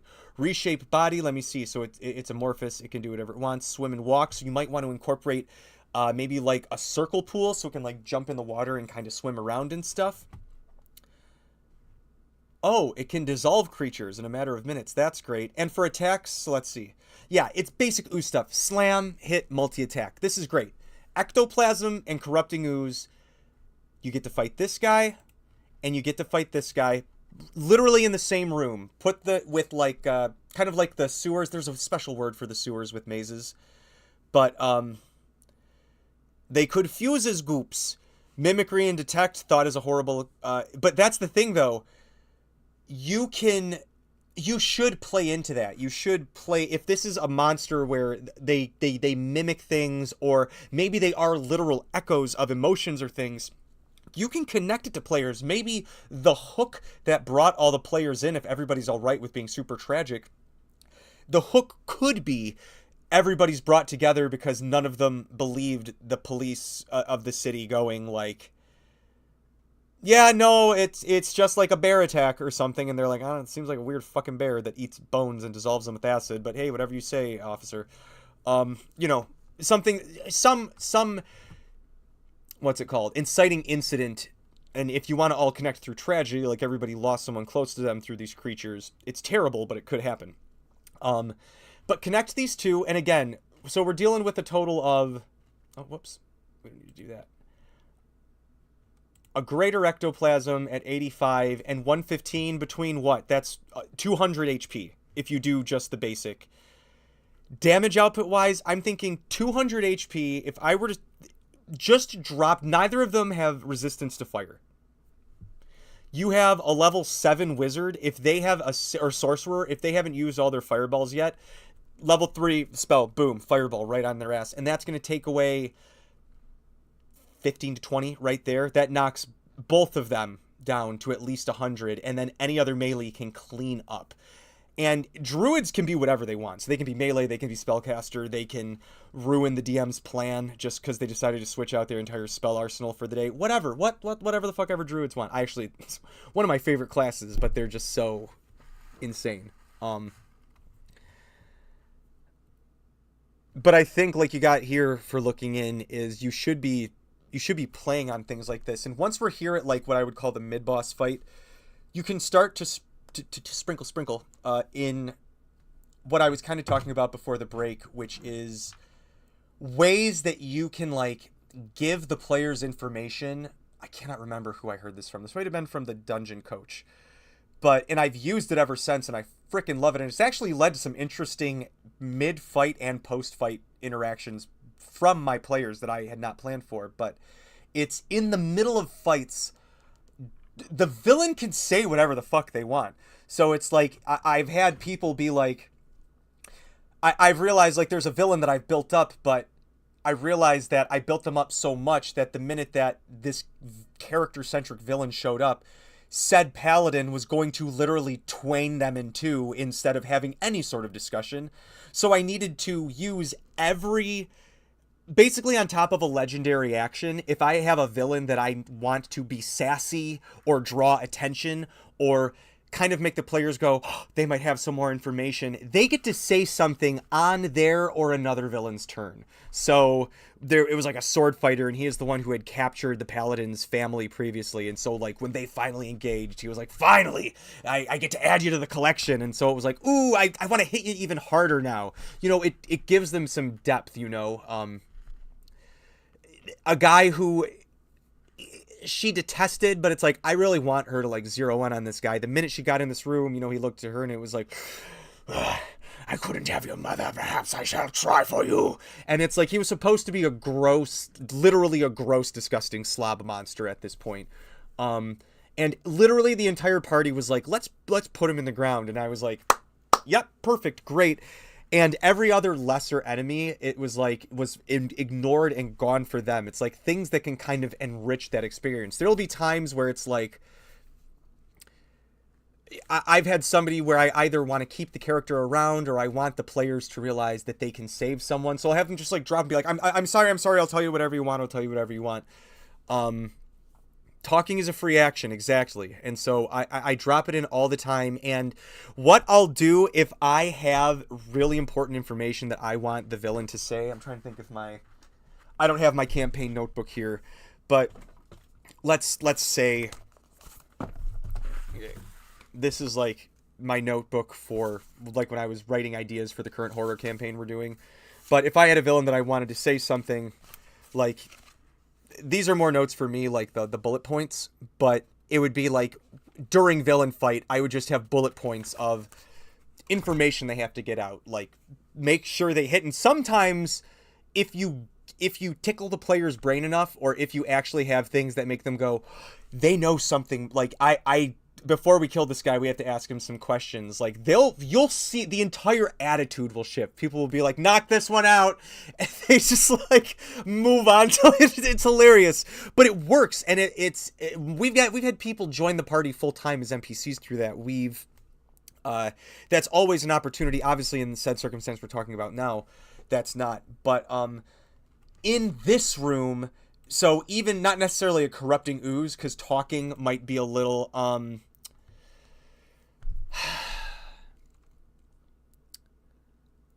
difficult. Let me see. It does say languages. Yeah, it can't even talk. This understands language. So I would even say, let's be really weird. Let's set this in like a church or like a school or something where there's like a pipe organ and the ghastly siphon, because let me get some artwork for it here. I'm just going to do this because I'm cheap right now, but let me see if I can get that on there. But it's a wind. It's like a wind spirit. So in my head, it is playing the organ while you're facing the corrupted ooze and the ectoplasm. And let's bring in that haunted mannequin idea again. The haunted mannequin creature, which is only a challenge half. Have them hanging from the rafters of wherever you're fighting. Like, I mean, dozens of them. You're not going to have to use all dozens of them, but flavor-wise, have the room just be like in every like mannequin marionette scene from like a cartoon when a character like runs into like the circus room and it's just filled with all the puppets on the strings. That, but just hanging from the rafters or whatever you're having this combat in. And have the siphon be like kind of blowing its weird like air through the organ, playing horrible music if you want to play like creepy music while you're fighting. And also like in between fights you can have it blowing through these marionettes, these like puppets up, and they can like say something super creepy while everybody's fighting, like, please help us, or yeah, what do you have, I want to see the thing that, the book you were talking about, all of like the oh god, just everything that makes the party go, oh, I'm gonna deal with these two oozes, and when I get my hands on that weird angry wind thing, we're going to have some words. And it's just, you're building up on it. So let's say within 2-3 rounds they deal with these oozes, the siphon loses it. It comes down, it now encounters them, and if you really want to be like true random, roll like 3d6 plus 4 for the puppets and drop them down. I'd say 2d6 plus 4. If they were a higher level, 3d6. 2d6 plus 4. The odds of you rolling 16 are enormous. But even then, that's 16 challenge half. And let me see what we got here for the little guy. What was he called? An animated doll? Ventriloquist dummy. Oh man, you could really even play into the puppet master stuff.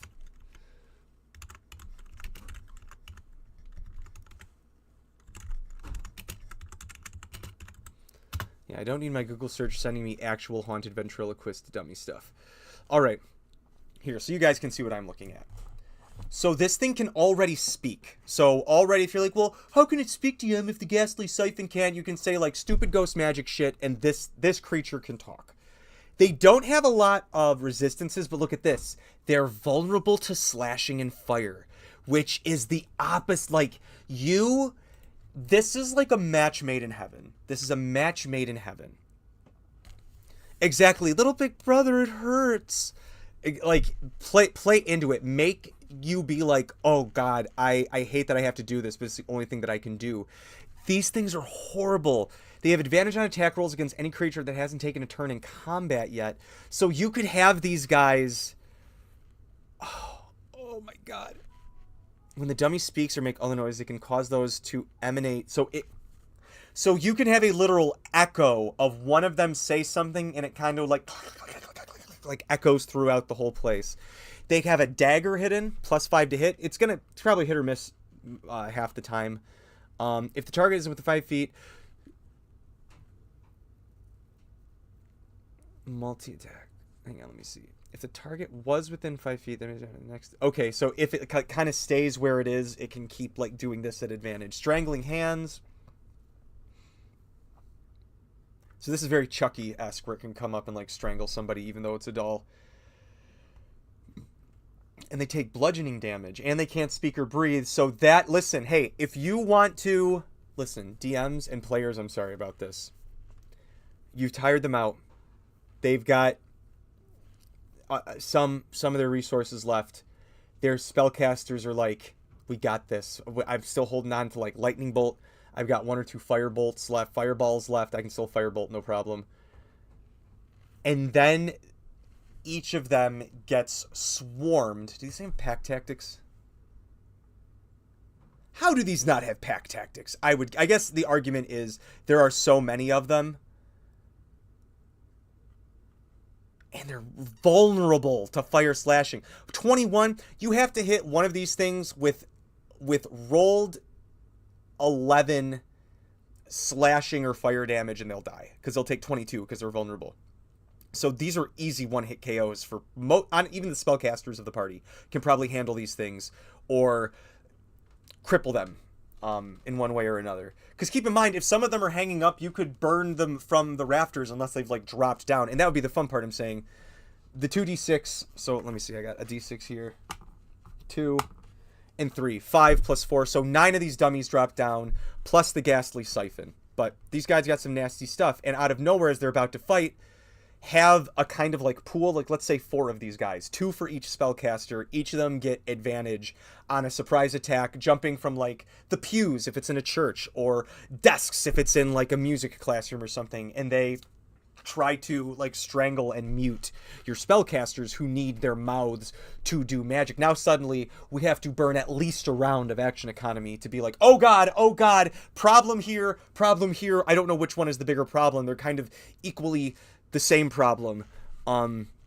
Personally, I think that it would be super dynamic, super fantastic, and it would force everyone to work together. It would literally force teamwork. And there's nothing better than kind of like saying the only way to truly succeed at this is to teamwork this, and to see people think of strategies and plans that you hadn't even freaking thought was an idea and go, gee, like inspiration for everybody. Like that was amazing. And I think that would be really cool. Let me see. When a creature, it can force... Oh, shit! Other big... So now here what we have. Easy to kill, but highly dangerous. As a reaction, these things can see you cast a spell and steal your voice until the next sunrise. It ends if their ability... If it ends... So they can so this is something else you got to think about, is this could neuter your spellcasters. And let me see, opponents, the effect ends early. So you can end it early if they destroy the dummy. So that's something to where they're like, oh god, I can't talk at all, I can't talk at all. And then suddenly these things that are really easy to kill, because what, that's a low DC. DC 13 wisdom, but at level 6 or 7, you could roll a 13 wisdom if you fuck up hard enough. And obviously that's nothing to do with you. That's just the dice. You can roll a d20 and come up with a 3, and at level 7, there's nothing you can do. For a lot of classes, a DC 13 wisdom at level 7 would be like, I mean, I'll probably make it, but there's more than half a chance that I might not. And so that's rough. Like, that would suck. Could you imagine that? Like, being the bard, giving people inspiration, giving that, and then suddenly you guys lose half of the buffs you're getting for this fight. And the buffs are what were carrying you after being drained from all the previous encounters. Ooh. And it's like, again, I don't feel bad about incorporating, like I said, what was it, 9 or whatever I rolled for these, because it's like, they're one-hit kill monsters, and the effect of that ends, for both of these, the Strangling Hands or the Stolen Voice, end as soon as they're destroyed, which can happen immediately. The thing is, you have to take your attention away from this kind of easy-to-kill creature for these. But let's look at this guy, because the reason I switched this to the final boss was because of the final shit that they could do. So first of all, they have a tail. They have a weird little, like, whip draining tail, and they can constrict you with it if they hold it. So first of all, 16 bludgeoning damage. That's no laughing matter for, like, until you get to, like, level 10, I would argue. Even, like, at level 9, and that's if I roll low. I could roll 18 plus 3. I could take 21 away. At level even, like, 8 or 9, 21 damage is like, okay, opening with 21 damage. That is a literal piece of my pie, but all right. And again, if they hit, they're grappled. They're just grappled. Period. No save. It's part of the thing. You're automatically grappled. So that means that the draining bite is at advantage. That's true. Bards can also dance or draw or something. They could do something else. The bard at our table does graffiti and tattoos. Actually, they only do tattoos. I've wanted to make my own personal subclass of a graffiti painter. That's for another live stream. But draining bite. +6 to hit. These aren't huge to hit, but if it's always hitting in, oh my god, a 10-foot reach. If it's always coming at you while you are being swarmed by the little puppets, it's always going to be coming at you at advantage because you're always going to be flanked. And now you have to roll a saving throw if you're hit, or your hit point max reduces. So that means even if your healer brings you back up to full isn't as high as it used to be, and lower and lower and lower and lower. And it lasts until a long rest, period. And if it gets you to 0, there's no save. You just die. If it kills you, so let's say it deals, what does it say, 28 necro... 4d8 plus 3? 35 necrotic damage. And obviously not always, but a potential 35 necrotic damage. If it crits, let's just say, obviously this is the worst case scenario. It crits, it rolls max damage. 70 necrotic damage on a level 7 character?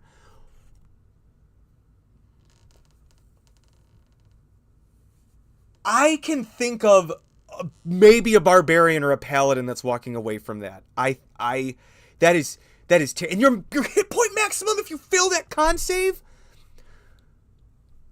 What if one of the slimes oh my god, what if one of the slimes from the first dungeon was a hex slime? What if it just, like, instead of the level 1 thing was just a hex, and every time, and now you're just hexed and it's your con, and you're like, this isn't really gonna affect me, and then it doesn't affect you until the very last encounter, and you're like, god damn it, this is what it was for, shit, and it's like, that's rough, buddy. That's rougher than your girlfriend turning into the moon. That is, that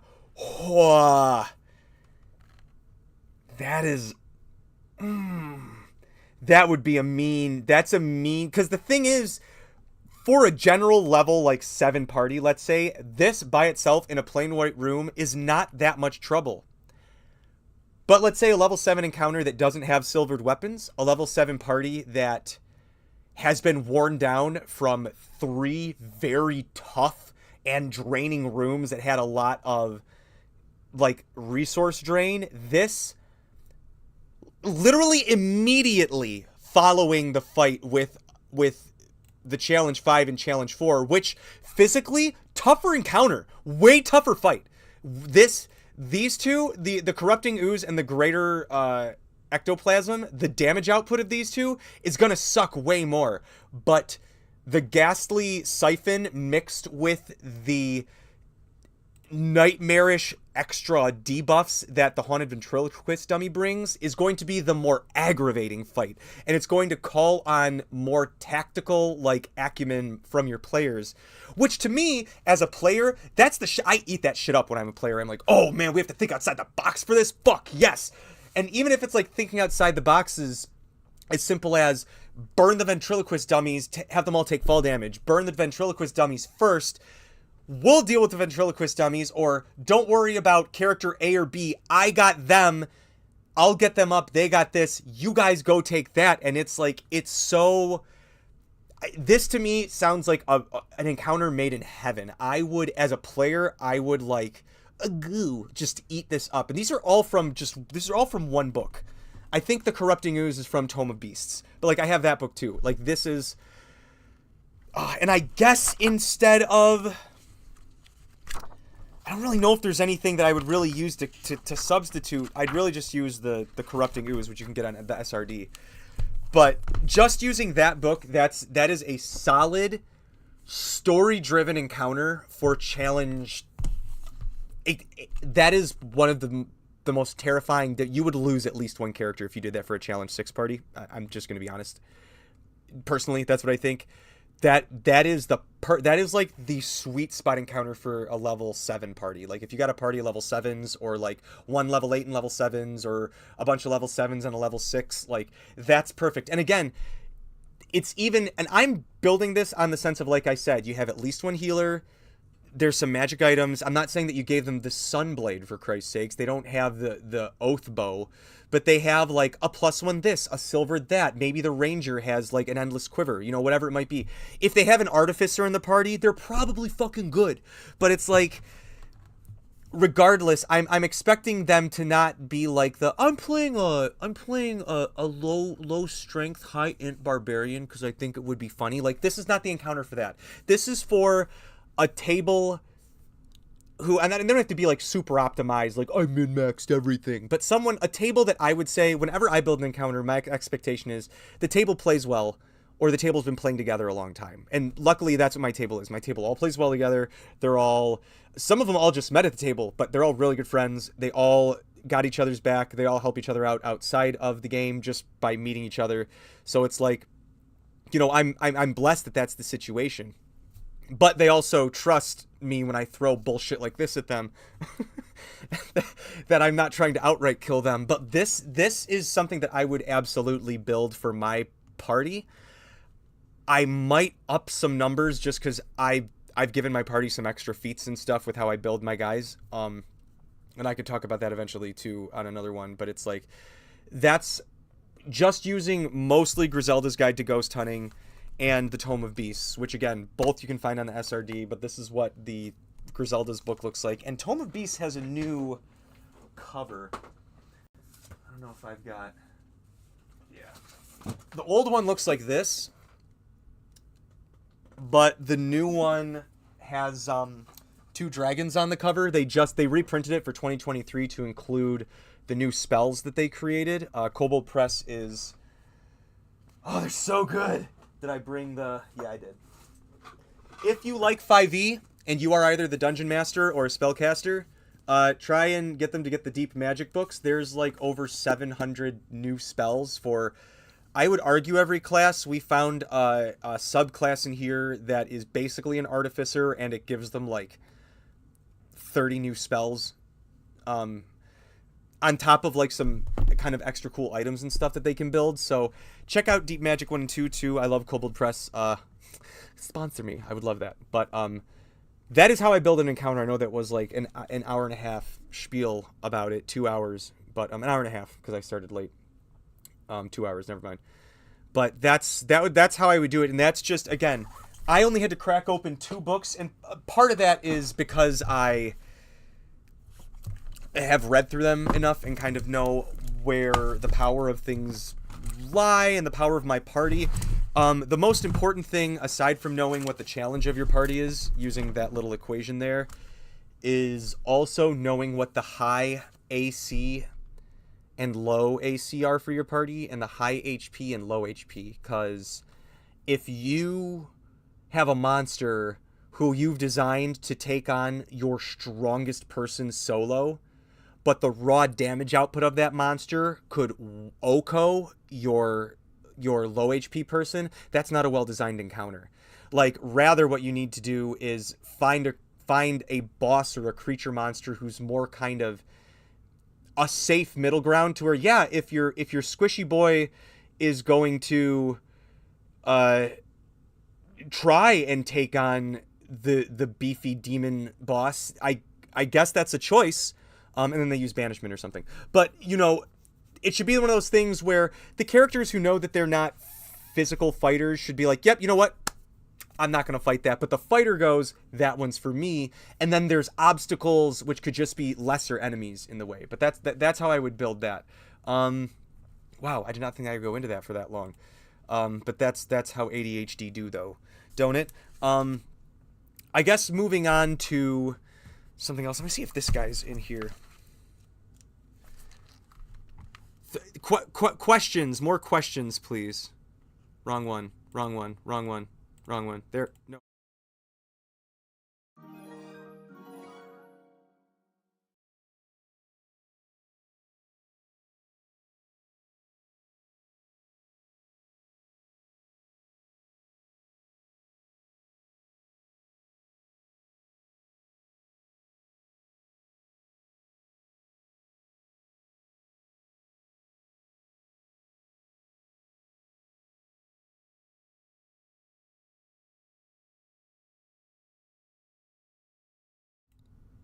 What is this one that's listening to me? Number 3. Got it.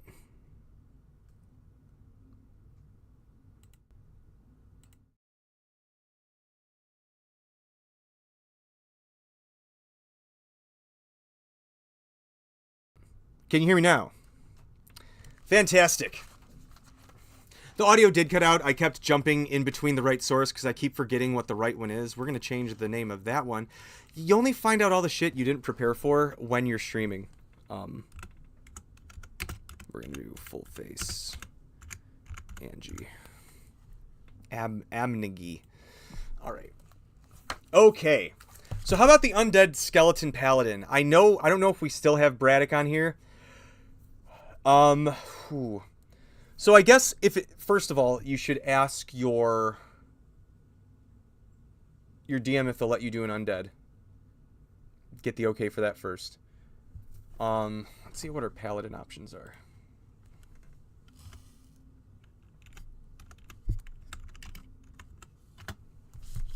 Where is Griselda? Alright, let's see what they got for the paladin here. Braddock is still here. I know you know how to do paladins. How would you recommend making an undead skeleton paladin? Now, is he just a paladin that still has all the bells and whistles of a paladin, but he is just a skeleton, or does he have, like, undead flavor about him as well?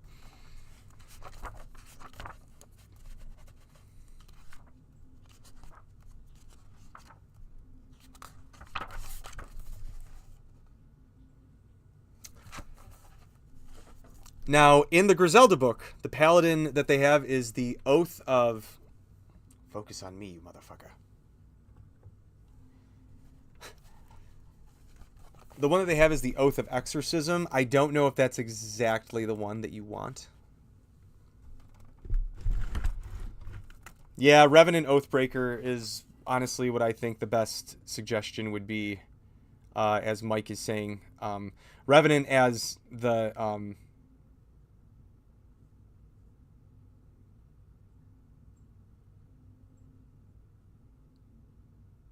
Yeah. And I guess my thing is that's a great thing. I think that's more of a DM's answer to the question than the proper build, because I like the Oathbreaker sense of, like, this is why I look so messed up. Yeah. I think that would be a fun flavor that would be added to it. Camera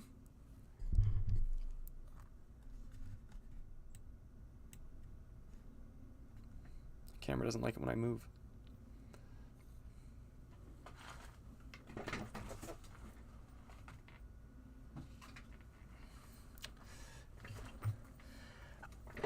I think that sounds like a lot of fun, and you can always, like, if you as the player, and this is just me speaking as the DM and also a player who likes to write a lot of their stuff. Ooh, Oath of Redemption could work really well too for like the kind of, how about this? Hear me out. Part of the story. I think, ooh, Oath of Redemption actually sounds like, what if he was, yeah, I think Oath of Redemption might work for the story too. I was going to start looking up different paladin subclasses, but that really works because then if you as the player, if you really like have this like super solid idea of how the powers would grow, how they would manifest as you level up, me as the DM would love it if you messaged me like, hey, you know, just with this idea, I've already kind of thought, ooh, personally for the story, I'd probably go pure paladin unless I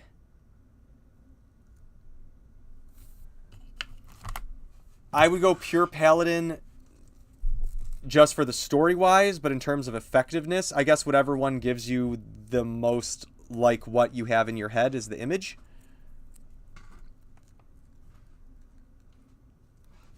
Listen to Big Theater. Hello, Mad Max.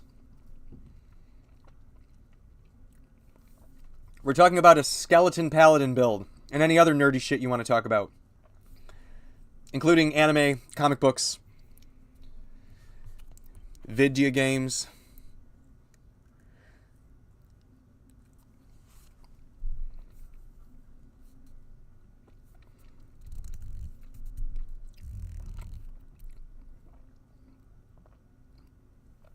So then part of that assumption is they're starting the campaign.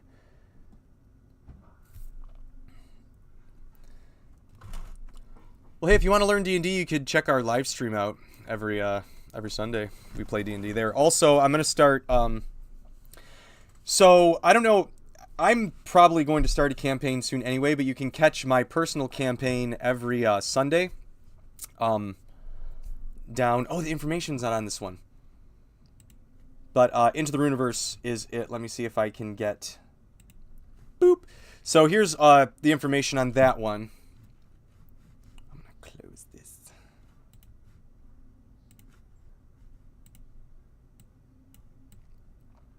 Put my artwork there.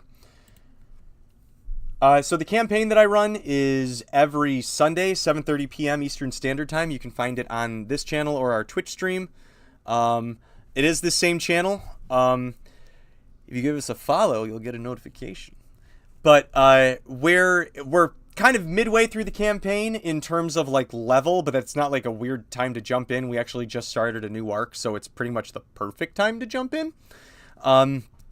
And then we've got a few games that we kickstarted kind of collectively through the group that we want to try. So we're going to start experimenting with those as well. Platforms, I'm on this. I'm on Twitch. I think all of my Linktree leads to that. I'm also on Instagram. I've got a Facebook page that I don't use enough. I think that's it. I might still have a Tumblr somewhere.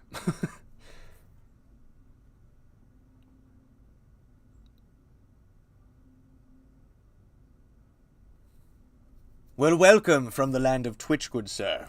I am from the land of Michigan, where you doth sweat and freeze thine ass off in the same hour.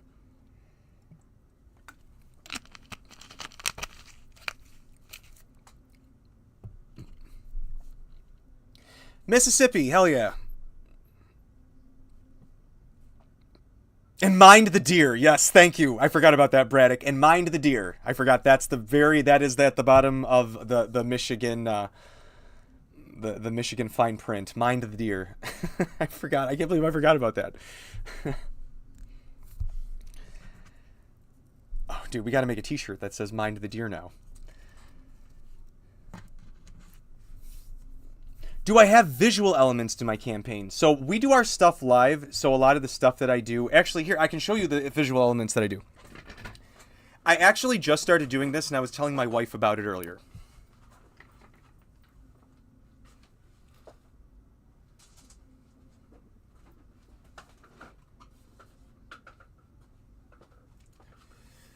Alright. So I'm a box goblin. I collect boxes. But it helps when I do D&D, because then when I have old shit like this that I've kept forever, I can give it to my players to keep things in. So this is our little player box, and I give this to them. Well, hey, thanks for following me from over there. And it could be any box. I think it started with a frickin' like dollar store plastic tray, and that's what we had been using for years. I found this when I was cleaning things out at my parents' house, and I used it for like a play, like it's painted from when I used it for a play in college. And I gave it to my players and said, here, keep all the shit that I give you in here so you guys don't forget. Because the thing I hate is I've got a big lore-heavy world, and I do a really bad job of being succinct with my lore if people ask me why is it like this. So what I started to do is instead of having them remember things about the villain is on my free time. Canada, hell yeah, man. I call Michigan Canada Light. Is I give them a journal that the villain wrote, and so now they don't have to keep notes on the villain. They can just go be like, oh yeah, wasn't that in the damn book thing? And then they look it up. What are some other things I've done? Oh, sometimes I'll make like sheets on like magical items that they find so that they can like try and piece things together as players. It doesn't have like mechanics on there. Something else that they've just kept in here, they keep their minis in here. We play with minis, so they always keep their minis in here so they know where they are. Important NPCs, they keep the minis in there. I got like a 6-pack of these for like $1, I think at Joann's Fabric or something, but it's just tape measure, because we don't always use pure hexes, we use the inch. And if you can't draw, write fancy. Yeah, like exactly. I draw a lot of pictures, but if you can't draw and you're a good writer, just write something. Type it out. Anything. I have to tell you, anytime the DM pulls something out from the screen and says, here, the players go, oh! It's like, oh! It's ours! Like, they keep party loot in here. They keep the items that the party collectively has. These are like the official D&D cards, but they make magic items. You can make your own. Go get index cards from the dollar store. Write down the effect and give it to them. Do you know how grateful the players and you as the DM will be that you have that forever? I've got shit that I built when I was 18.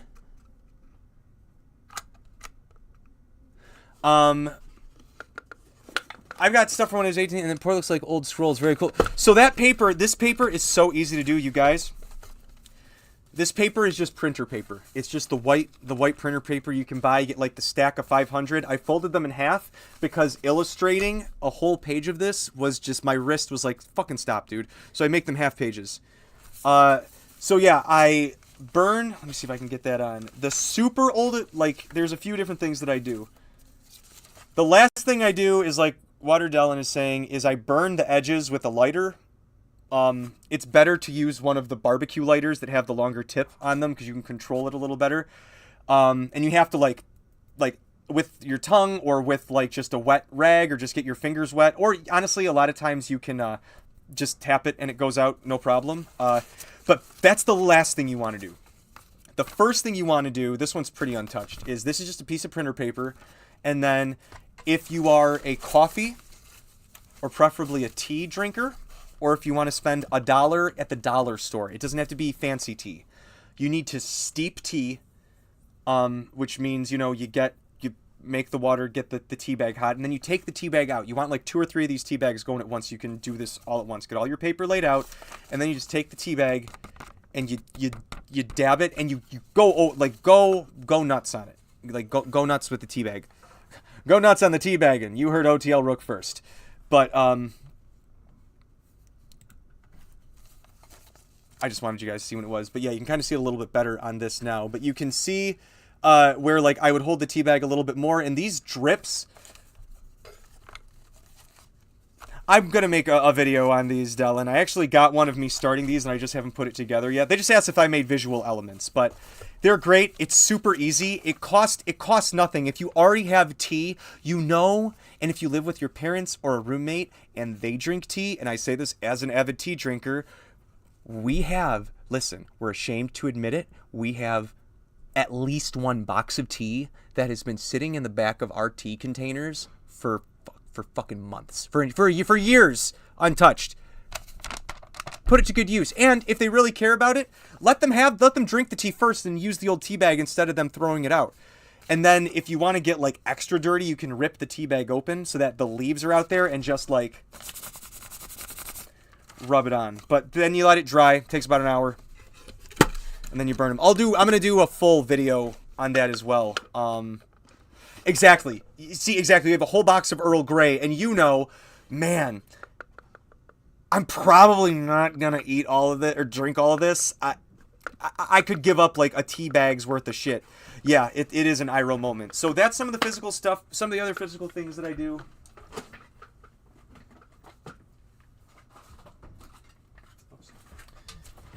So I'm really big on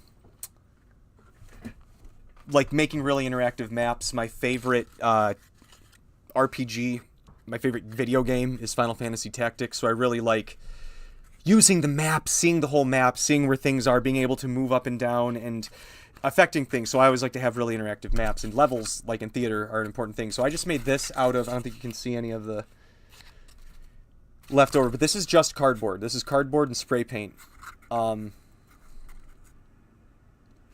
I'll show them the giant Runa map at another time, but yeah, you can kind of see, not really, it's in the darkness, but behind me is a wall-sized Runa map. You can see it behind Kenny and John in the live streams, but these are platforms, and the best part about them, aside from being made out of cardboard, here we go. Here's an unpainted one. So this has only got a first level, and then it's just like my kids. I think it's like a vacuum and like my kids' protein drinks that they have taped and glued together, and then I spray paint them.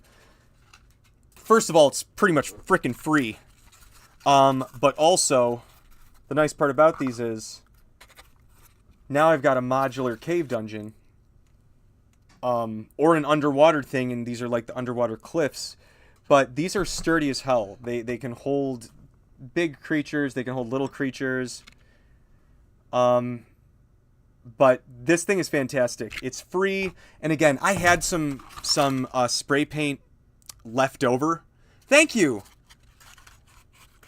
I had some cardboard left over, or spray paint left over, so that saved me on the cost for that. But if you just drop the stuff on spray paint, hey, thanks for subscribing. It saved me. It took me a half of a day on the weekend, and I got to like watch one of my thank you guys. It just got me. It saved me so much time, and I can't wait to use them for literally like all of my campaigns from here on out. Holy shit! Hi, wow, thank you. Why isn't it playing the sound though? Why isn't it playing the sound? I want the sound because I'm a greedy baby. Oh wow, there's so many people that are subscribing now. Holy shit. Cool, thank you. This wasn't showing up before. See, that played the sound right. I don't know what's going on now. But I probably have to turn on the alert one. Hold on, you bastard. Alert box settings. Let me see.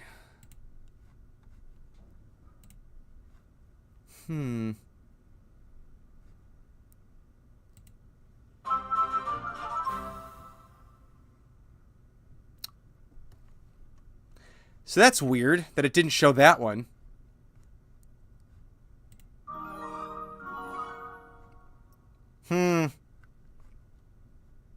Okay. Well, Thank you. It's weird that it didn't show the right thing, but I'm glad that we got it working now. But yeah, just make my own FF9 fanfare. I should actually, because then they can't copyright strike it.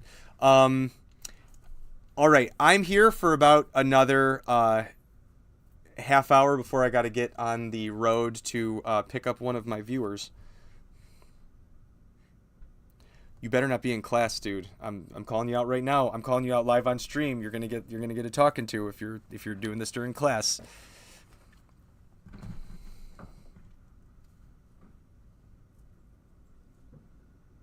Oh my god, I should do the kazoo sound. That's perfect. It's gonna be the kazoo sound. That will be it.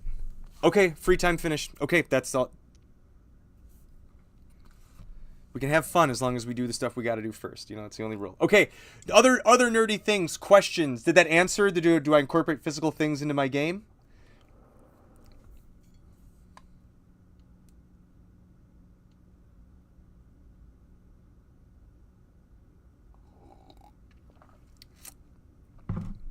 I have not seen the artist rendition of a hippo based on the skull. Oh, wait.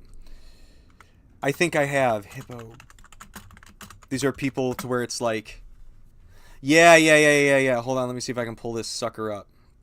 It's like the how aliens would reconstruct the animal thing. Here, let me see if I can... Live stream. And I just have to... Let's turn off the slideshow for a second. Window capture. So here's what they are talking about. The skull, how aliens would reconstruct the animal. And this is going off... there's a... Gosh, I'm trying to think. There's a term for it in science that's... we have a tendency to... Like, when we're reconstructing things on, like, the first level, we take everything away and, like, just put the bare minimum of what we see on there. So you can really see that to where it's like you're taking away all of the extra fluff that it might have had because you don't think there's nothing that would let us know that was there. But that's also really good. Yeah, if you're a really crafty person, you can get clay, you can get Play-Doh, you can get green stuff and build off of skeletons of animals. You can just make things like that. Honestly, if I can give you guys my number one suggestion for oh god, does it remember me? I was told this is a mom site, but I really got to tell you that I use Pinterest every single day. I don't have a Pinterest. Anyway, so let's just say I don't need to look at it right now. Log in with a different method. I don't need to. We're just going to do this. Can I just search Pinterest, please? Do I really have to sign up for Pinterest? That can't be right.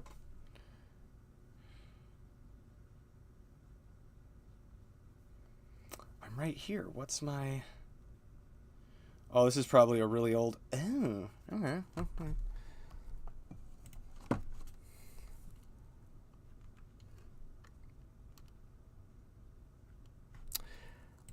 Anyway, I wish I could pull this up right now, but I cannot, for the life of me, remember what my email is.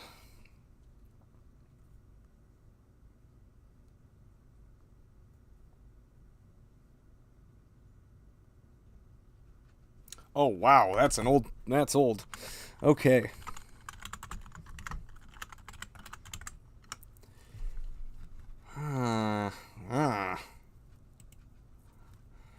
Dadvocate in the chat.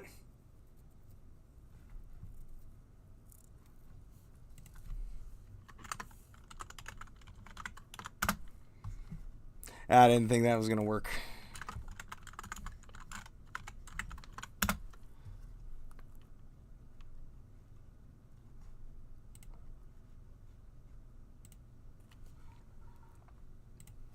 Okay, I'm trying to figure that out right now. But check out Pinterest. I have so much saved on there. I've got thousands upon thousands of pins.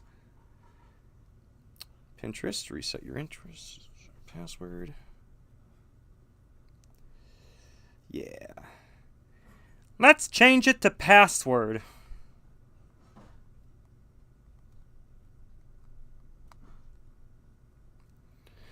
All right.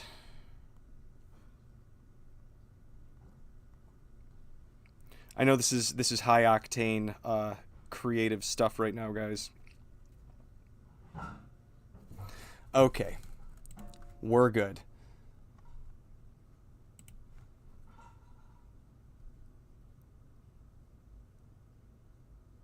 There should be a noodle monster in D&D.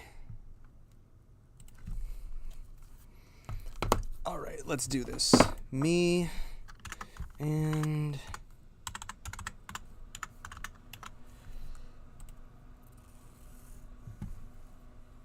haha! All right, here we go.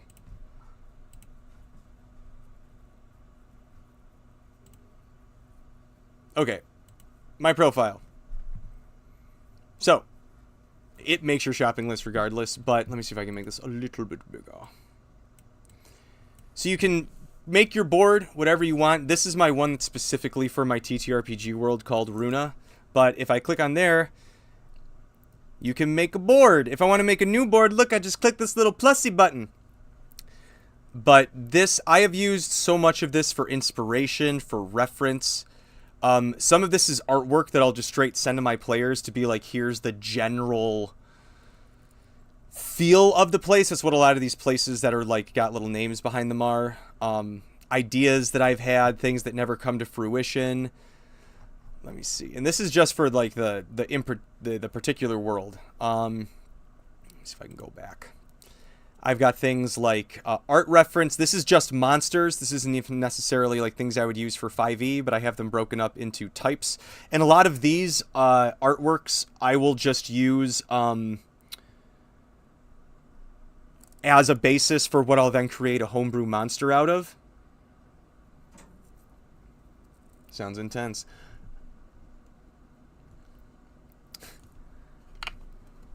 May your soul be as flimsy as a wet noodle.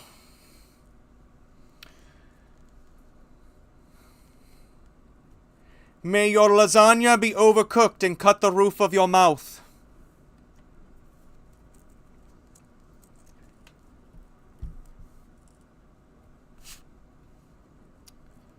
May you leave your pasta in water too long, and it doth get soggy and poofy, like one of those 90 windbreakers jackets.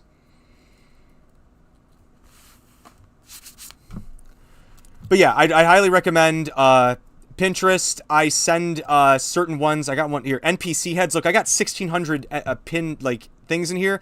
This is just for artwork for NPCs. This is I sent this to one of my players in the last campaigns for them to get like inspiration, and then they came out with they want to play a paladin bard, and they found the visual representation of that inspiration elsewhere, but they got the idea from one of the artworks in here and went, yep, that's the kind of player that I want to play. They just might not look like that. And so highly recommend it. It's free to sign up. There are some useful Reddits, but Pinterest keeps things PG-13, which is nice, and I don't have to worry about people getting lost in comments at all. It's just, I'm just here for the artwork. It's really great. And then if you go farther down, this is a really big one, I won't, but you can click on, if I go to more ideas, it searches the algorithm of all the stuff that I've saved in that folder. And then if I don't break the Pinterest website like it looks like I'm doing, it should actually generate some more ideas for me. Maybe it can't decide. There we go. So now it's looking at all this stuff, and it's going to send me anything that I could pin. And if I want to pin it to there, I just boop, click little pin, and now it's in NPC heads. And then if I want to change where it's pinned, you can switch there, but we don't have to get into that right now. But yeah, Pinterest, oh my God, I highly recommend it. Oh my God, I highly recommend it. Okay. Other questions, or ones that I have not answered yet?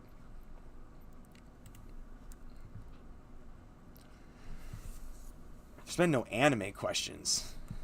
Yeah, it's the SFW. It's where a lot of people upload Pinterest is actually a really... I think it's where a lot of people dumped old book scans, if I can be totally honest, about, like, around 2010, like 2010, 2011, because that's when I really got into it. There seemed to be a lot of, like, books that were going to be out of print soon. There seemed to be a big scan for, like, old, like, D&D and 5e book scans where it's like the books are super expensive to get online now, or you just have to pirate them, or just go to the SRD, honestly. Let me see, I had some other books here I want... Oh! We were talking about level 30 things real quick. These guys, Legendary Games, what they have done for their 5e books is they have pretty much carbon copy converted Pathfinder 1e monsters to 5e creatures. Like, same abilities, almost number for number damage output. And that's great because some of the Pathfinder monsters hit a little bit harder, and a lot of Pathfinder monsters deal damage to ability scores, which is a game changer, and it's part of why I really like the Pathfinder game fighting system, is because some of the things are like, oh yeah, and if you fail this save, you take D4 con damage. So, anyway, these guys are great. They've broken them up into, like, I've got Latin American monsters, I've got Asian monsters, I've got another one over there that's called Mythos monsters, and it's like the H.P. Lovecraft ones. And again, are they always the most mythically or lore accurate? Maybe, maybe not. But that's up to you to do your own research and make sure that you represent whatever cultures you're going to bring to your table accurately and respectfully as you can. That's how we personally handle it at our table. But this book is great. I do have an answer to that right after I do this last little plug. So this book is great because it has creatures that run the full spectrum. This is like a middle of the road. This is the Anaconda page, and they've got one giant Anaconda, or just a normal Anaconda, challenge 4, huge beast. But then they have the giant Anaconda, which is a challenge 13 beast. And if you know anything about beast type monsters, they're normal type Pokemon. High base damage output, high hit points, that is it. And then if the monster the creature is based off of has any actual, like, nature bells and whistles, like extra speed, claws,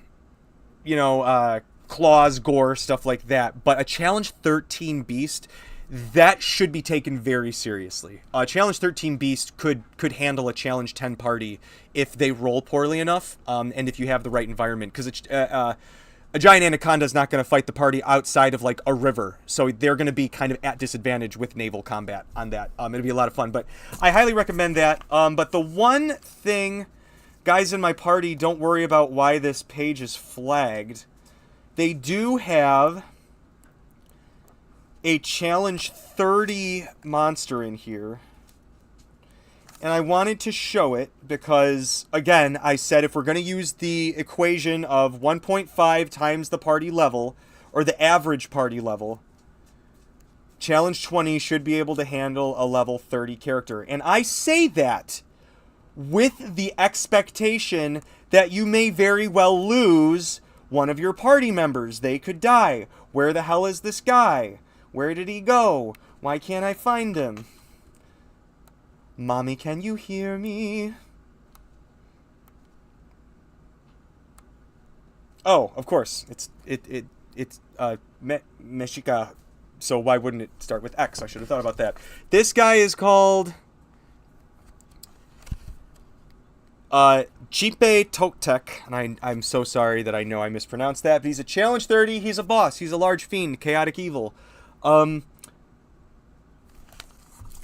At a certain level, challenge 20 characters need to understand that some bosses are going to deal over 100 damage, 70 damage regularly. Have auto kill options that it's like, yeah, there's only 1% of a chance this will happen, but it could. I I think it's Xipe Totec because it is Aztec and not Spanish, and you got to remember with X, it is not Z, it's Sh. So, Xipe Totec is, I'm almost positive how you say it. That's if you want to look, and I'm sure you can find it. Let's see if you can find it on the SRD real quick.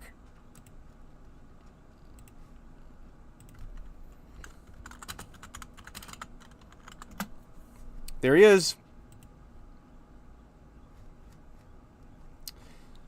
So everything you would need to know about him is right here. Really nasty guy. But this is a realistic, challenging fight for a level 20 party. And if I did use this, I wouldn't. I would change some things because it doesn't fit thematically into our story. But it gives me as a designer and a DM an idea of how a level 30 monster should look and operate. Like, it's not just big numbers. It's like flail and critical. They have to roll a con save or they're flailed alive. And they drop to 0 hit points and begin dying, automatically failing death saves. It's like, this is what a level 30, this is what a challenge 20, like, for a group of, like, challenge 20 party, you can, let me see, make that a little smaller. Party CR is 1.5 their level for level 5 plus. And then for levels 1 to 4, 1 times 1.3. It's that simple. In terms of Oda Nobunaga, there is only one way that I think of Nobunaga, and it's because of these games. I'm sorry I misspelled that. I'm scrunched in right now. And I only think of Nobunaga from the Samurai Warrior games. Like, this is my Oda. This is my Oda Nobunaga, is this guy. Yeah, no, gross. I just want a picture, dude.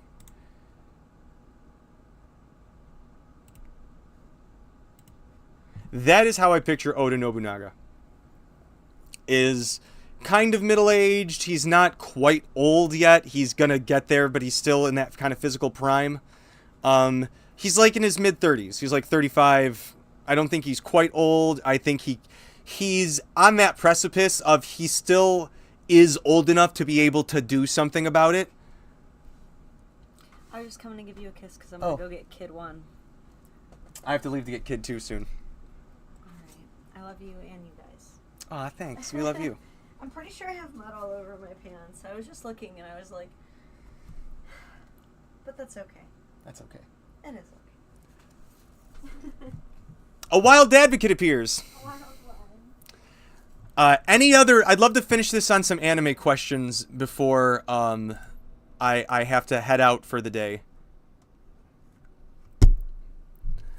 If there's any other nerdly questions. Ba-na-na-na-na-na-na-na.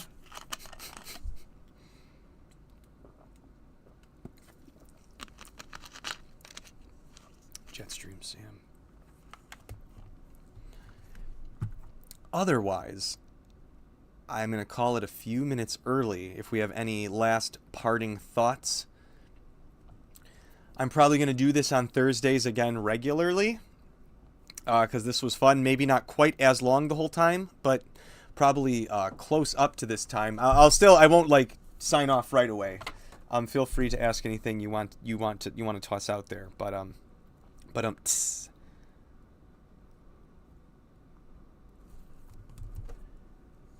This was so much fun. And I have a better idea of... I had no plan going into this. It was like, maybe I'll do a live stream. My wife was like, go for it. You know, there's no plans we got. Is a blood bond a valid weapon type? What do you mean a blood bond? Like... I don't know. I don't understand the question, good sir.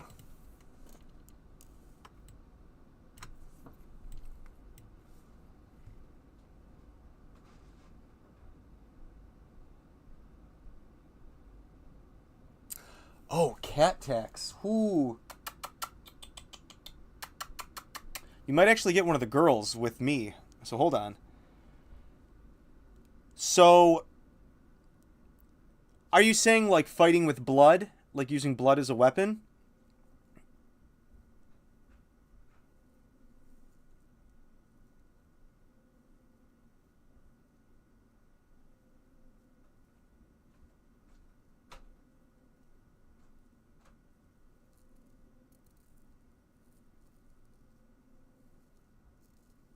Chat lag is real. But what I'm imagining, yeah, 100% I'd allow that. We actually in the Deep Magic books that I showed in 5th edition, that they have a whole spell list of just blood magic. It's like 20 spells that use blood as a weapon. In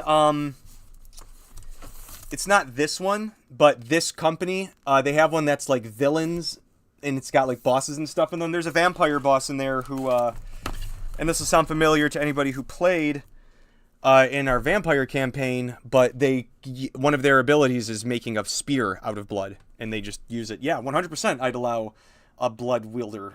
I'd make them, I'd say you got to be a caster, but I'd even say like if you wanted to use like a weaver subclass. Let me see if I can find a cat real quick.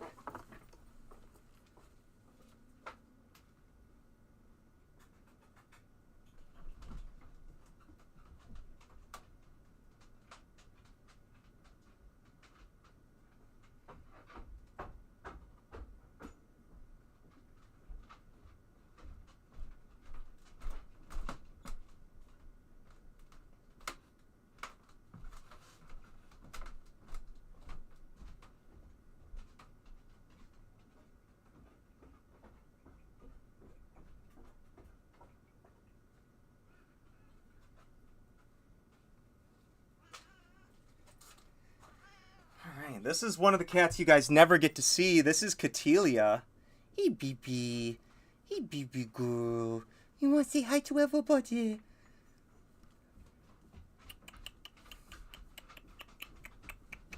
Catelia. Kitty. This is Kitty. This is Catelia. She's the most caddest cat who has ever catted. It means she's kind of an asshole, but we love her.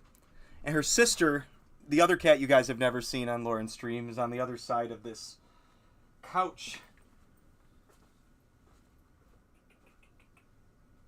Hi, Cora. Hi, baby.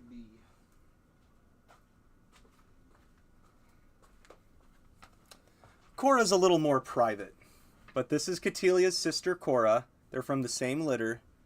Yeah, say hello to everybody. You just a little one.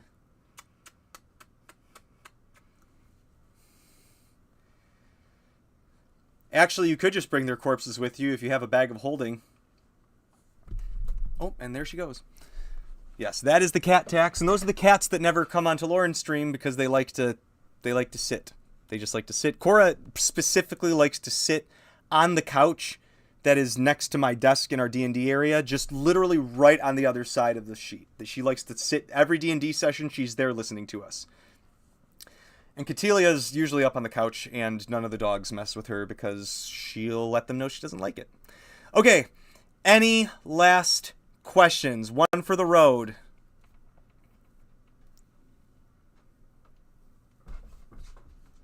I'd absolutely do that as a villain. Human cluster bomb.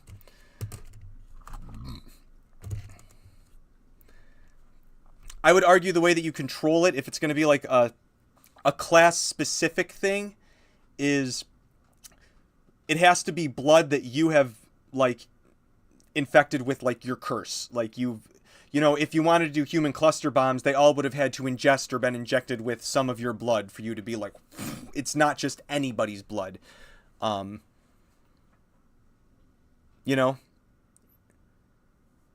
would argue that, and even then, like maybe, yeah. And then fallen people, you can use their blood. Otherwise, you can pull from your own. Or maybe I'd say if you wanted to make it a mechanic, you could attempt to do it to someone else and use their blood, which would drain their HP, instead of your own. I'd say de facto, you have to use your own blood at first for the weapon, which kind of drains your HP because there's only so much blood in your body. But once you have a certain number of levels, then you can try to, like, and you have to be the one, I think, or there has to be an open wound at least. And then depending on how close you are to them, or maybe what level you are, your spell save DC, whatever it might be. But basically, you have to fight against their con or strength, whatever, to basically use their blood, and then they suffer the effects instead of you.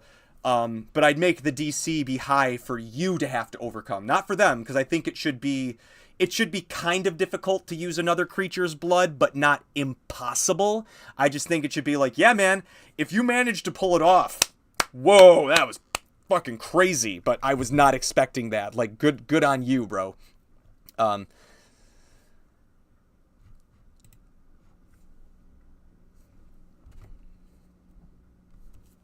right. I am about to log off. I would like to thank everybody who came today. We got a ton of follows that showed up out of out of nowhere. That was cool. I'm actually really interested to see how many happened.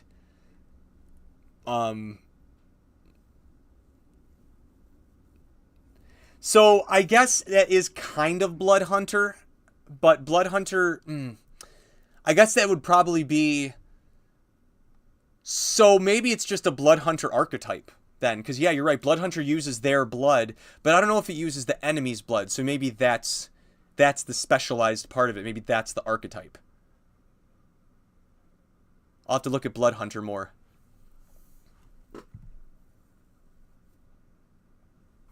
Yeah, I'll check that out.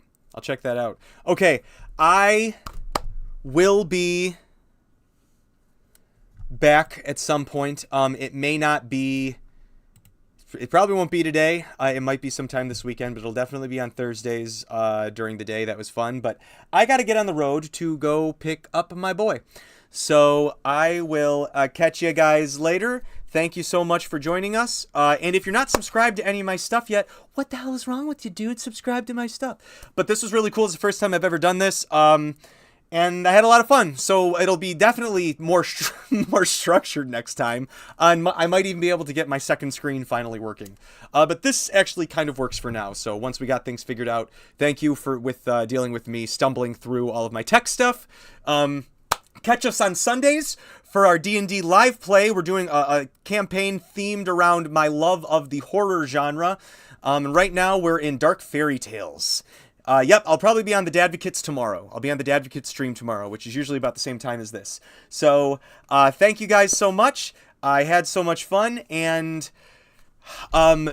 somewhere on some of my socials, or if you happen to be watching this afterwards, or you're here right now, leave somewhere in the comments before or after this video goes live what you would like the next subject of the video to be, so I can prepare ahead of time, and then we'll riff from there. So, until then, don't forget to be kind to each other, don't forget to love each other, and keep on questing.